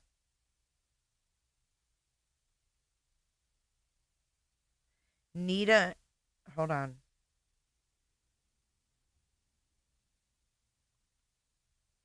I just saw her name. Hold on a second.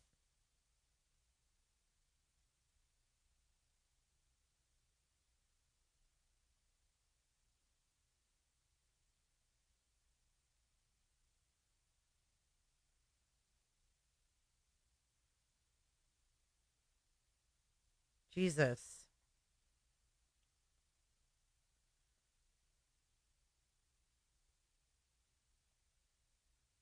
Shit, now I can't find. Anyways, this is the mother of one of the victims. I don't know which one she is. Here's where this. Okay, here we go. One. All right. This is like Bethany right here. Or Dylan or Bethany. This one, yes. This is the series I was talking about where each one looks different. Yep. Okay, so this would be like Dylan, the eyewitness, right? Like how they showed Dylan his mugshot, which no, I can't, Body. I really can't. But you know what was another interesting thing, Body, and the Dateline thing was I think it's silly that investigators showed Dylan his mugshot because when you see the selfie and how thick his bushy eyebrows were, and then you look at the mugshot, I hope they'll, obviously they'll probably bring this to the attention, but to the jury, but his eyebrows were so dark and bushy in the selfie, and then in the mugshot, they're lighter and they're groomed. So when they showed her that mugshot, it kind of set her up for failure because she was like, no, that's not him. And all she saw were the damn eyes. So he lightened them up and they looked more groomed. So maybe he did that obviously he did it on purpose because he knew she'd see the mugshot and say, no, that doesn't look like him, I don't know if that even makes sense. What number is that? A2. And A3. I don't remember. It looks like the same series there. I might have seen it. I don't really remember. But I might have seen this one, but it's the same pictures as this. Did your mother have any other pictures than these?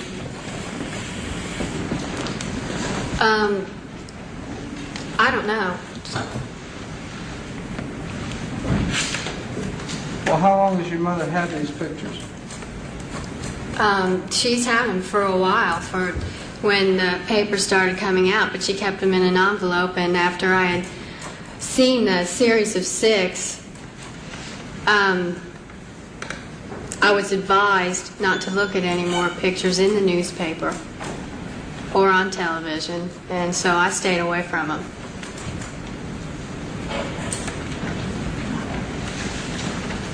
You've identified A2 as the 6 you saw? Yes. Well, that was prior. A2 was prior to you being advised or after? Yes, prior. What is the date of that, Mr. Haggard? February 19th, Your Honor. All right. Did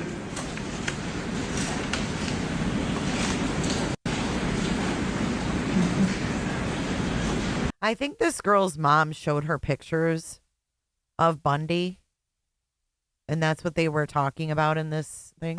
No, I didn't. Did you see all of the clippings that your mother collected? No, I did not. Did you see these that she brought here today?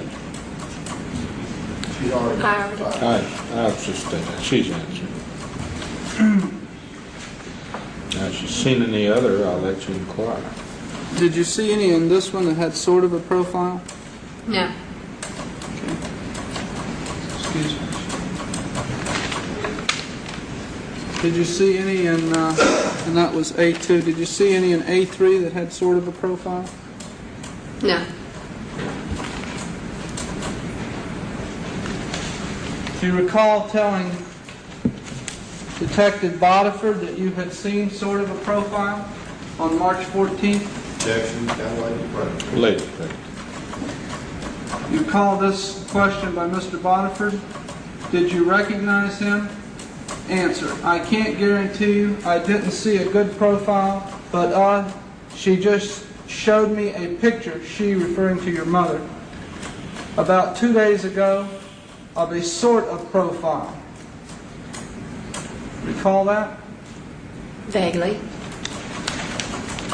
Was this the sort of profile that your mother was referring, or you were referring to on the phone? I don't remember that picture right now.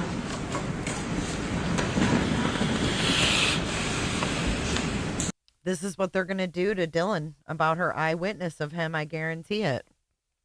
She's going to be told that she doesn't remember. Like, because she said, I saw, you know, like she saw the mugshot and she said, no, that's not him. This is what it's going to be like. It was in your mother's possession, was it not? Objection. No, that's no test of her recollection. What is the date of that? The date, Your Honor, is 2 days after Exhibit A2 never mind there. what A2 and that. What's the date of that? February 23rd. Thank you, sir. Me too, Mike. I have that feeling as well.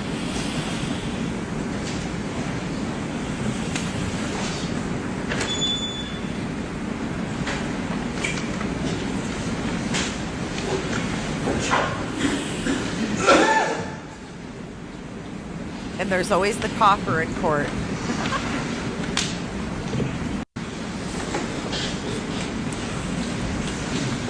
Your Honor, so I can one.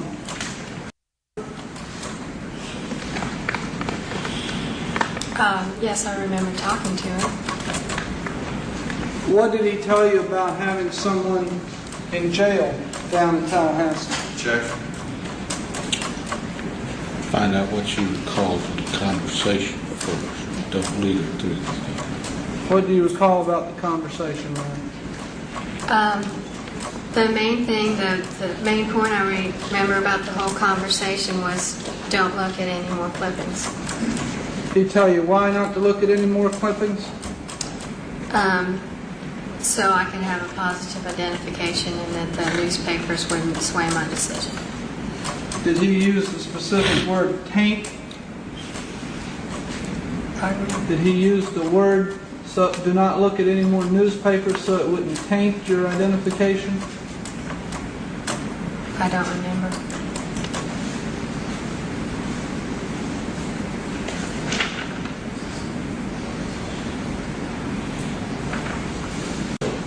Sustain.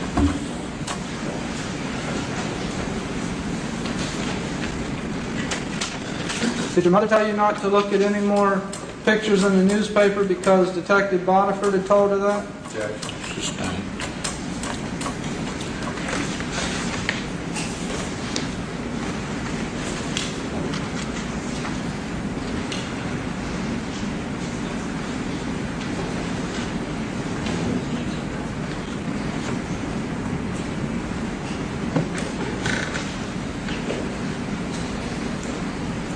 Do you remember your mother showing you any newspaper photographs in the car? Vaguely, yes. And she pulled out an envelope? No, I don't remember the envelope. Where were you driving to? I believe we were going home. We were downtown Aurora somewhere. We were driving home. Did you say to her that it looked like the nose, but it was still not a good profile? Objection. Sustain. Did you make a comment as to whether or not it was a good profile to your mother? I Your Honor, that assumes that she said there was something like that. I'm asking if she knows. There's no establishment that it's taking place, Mr. Hager. That's the problem. You were in the car, and your mother showed you some photographs, right, Ms. Neary? Yes. A photograph. A photograph. A clipping. I don't remember which one it was. A photograph. No, Your Honor, that's wrong. It's a photograph or a clipping. A clipping. All right. Was it a clipping with a photograph on it? Yes. And was it a partial profile? I don't remember the picture. I'm sorry, I don't remember. Do you recall making any comments about the nose? No, not specifically the nose. Do you recall making any comments about whether or not it was a good profile? No, I don't remember. I remember, what I do remember is glancing at it, and I was tired of it, and I just said, I don't want to see anymore. I don't want to make any judgments.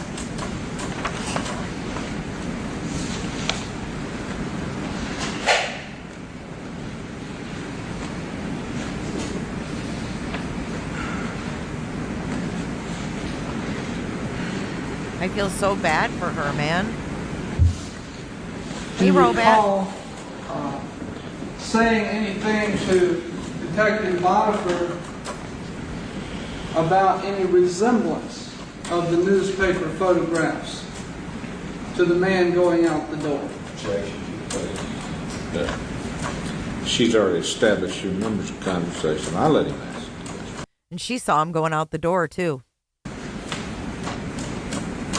I answered. Yes, ma'am. Could you repeat that, please? Yes. Do you recall making any comments to Detective Bonifer about whether the newspaper photographs resembled the man going out the door? No, I'm sorry, I don't remember.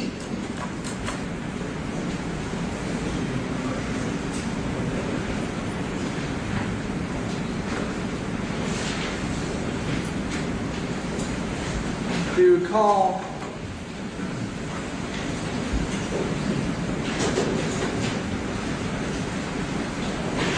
saying that you could not promise that you could make an identification to Detective Bonifer?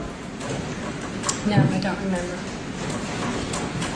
Let me ask you if you recall this statement and this reply with Detective Bonifer. Detective Bonifer, do you think that you might be able to pick it out? Your reply was, I can't promise anything, but I, ... Do you recall that statement and reply? No, I don't remember. And continuing by Mr. Bonifer, what about if you were to see a live lineup? And your reply, well, again, I can't promise anything, but it could ... Do you recall that?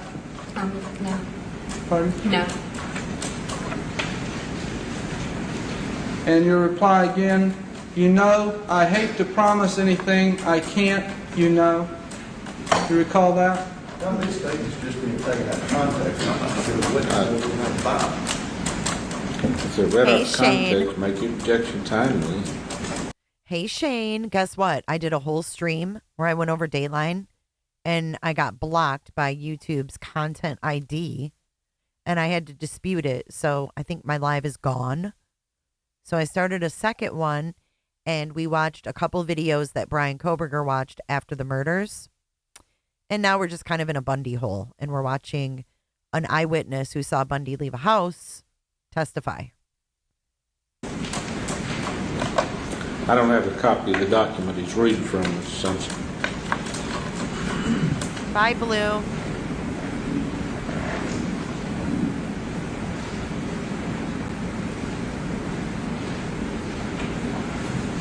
Do you recall discussing with Detective Bonifer a partial profile from the newspaper? Sustained. We've been through that. Do you recall this statement by Detective Bodiford in this reply. Right, but so far the pictures you've seen, you haven't counted him at least? Yeah, but the one when we had his nose turned a little bit did the best for me, you know. Resembled more than any of the other ones. But the other ones were hard to tell because they had like 6 different pictures of him, all different, you know. Do you recall that discussion? No. And they had all these different pictures of him, which we know Ted Bundy had different looks, just like Bryan Kohberger. A lot of pictures, like every picture, he looks different. Hey, General.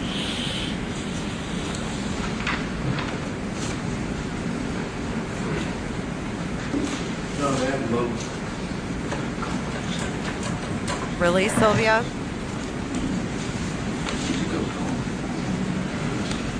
Terrifying. You know, Mr. Harvey says my secretary called and there was some emergency in my office. I have no idea what it was. We can recess now, and I've got a judge's meeting to go to. In spite of the importance of this proceeding, I still have some administrative duties. The reason we started half an hour earlier, I'm going to be in recess now till 2 o'clock. Court will be in recess till 2 o'clock. Everybody remain seated till the judge is out of the courtroom. See, that's total bullshit. Right in the middle of this witness testimony, he's like, I have an emergency at my office. See, I think that's BS, that they should not interrupt her testimony. Let her get it out the way, you know.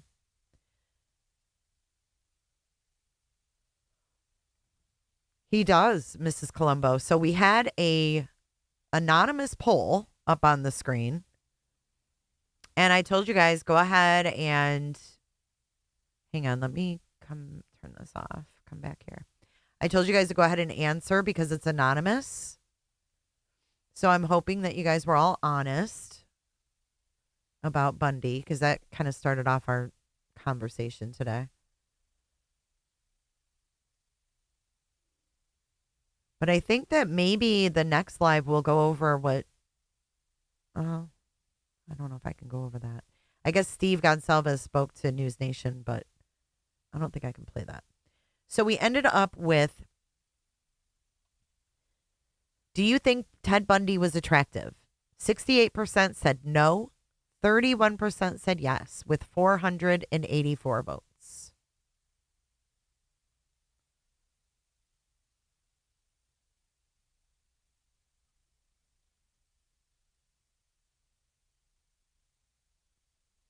I don't know, but don't talk negatively about any channels, okay?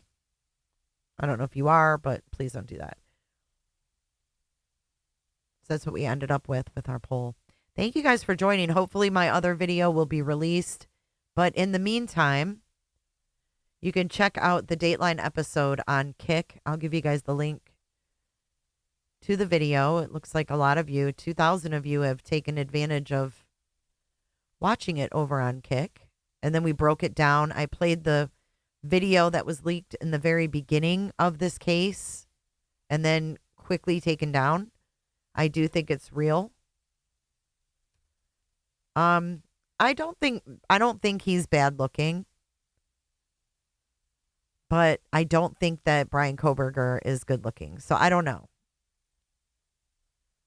People say they look alike. Like, I think they look alike, but I don't think Bryan Kohberger has any kind of, I guess Ted had more charisma, which came out, which made him, I think, look more attractive. Just Bryan doesn't seem to have any charisma about him. He just has a creep about him. Like,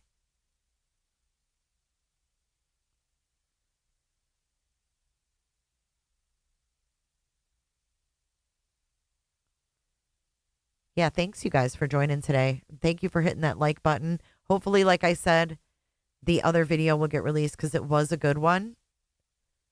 But here's the link to the video. I don't know if I put it in already. Here it is again. I don't either, Body, at all. Like, he's... No, like, Wouldn't even look. But thank you guys for following over on Kick. We'll continue doing this when we have shows that we can watch, that we can't watch on YouTube. It's fun over there. Yeah, so hit the follow when you go over if you do have an account. But thank you. Thank you, Bonnie, for your input. I appreciate it. You guys, we're going to run our credits, and I will see you guys in the next one. Thank you for your support. Happy Mother's Day, everybody. And happy Mother's Day, especially to my mother, who's no longer here. But happy Mother's Day in heaven, Mom. Happy Mother's Day to all of you that are missing your moms today. Happy Mother's Day to your moms. Because they're still moms, even though they're not with us. We never forget. It's a hard holiday for us that don't have our moms, but my heart's with y'all. I love you, even the fur baby mamas. Happy Mother's Day, Body. I know you're a proud fur baby mama. So happy Mother's Day, everybody. I love you guys. Probably see you tomorrow night. If I don't see you later on tonight, I don't know what's going on. But bye, guys. Thank you so much.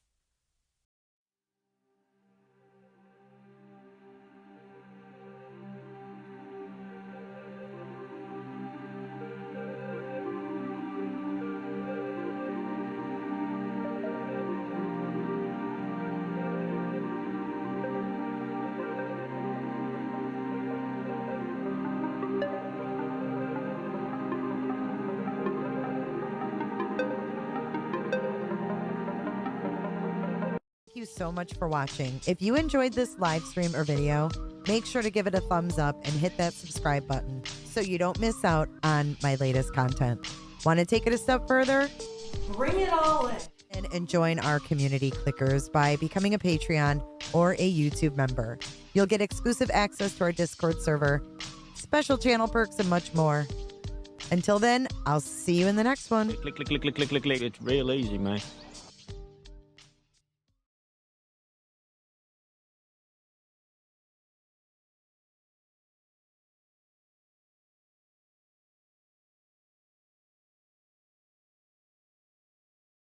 You talk way too much. I have heard enough about you and your problems. I don't give a damn. I don't give a damn. Damn, damn. I don't give a damn. Damn, damn. I don't give a damn. Damn, damn. I don't give a damn. Damn, damn. You wanna be with me.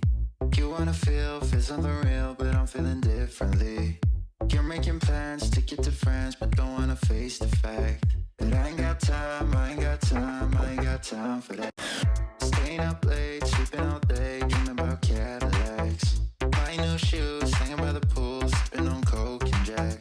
Calling my phone when you feel alone, but I'll never call you back.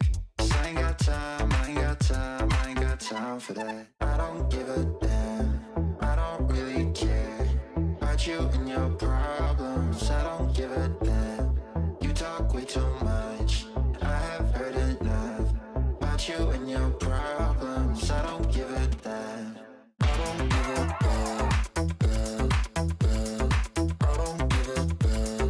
Damn, damn. I don't give a damn. Damn, damn. I don't give a damn. Damn, damn. You're mad at me for not giving you comfort. You say that I'm away so much and now you don't feel the way you felt when we were younger. But that's okay for me, 'cause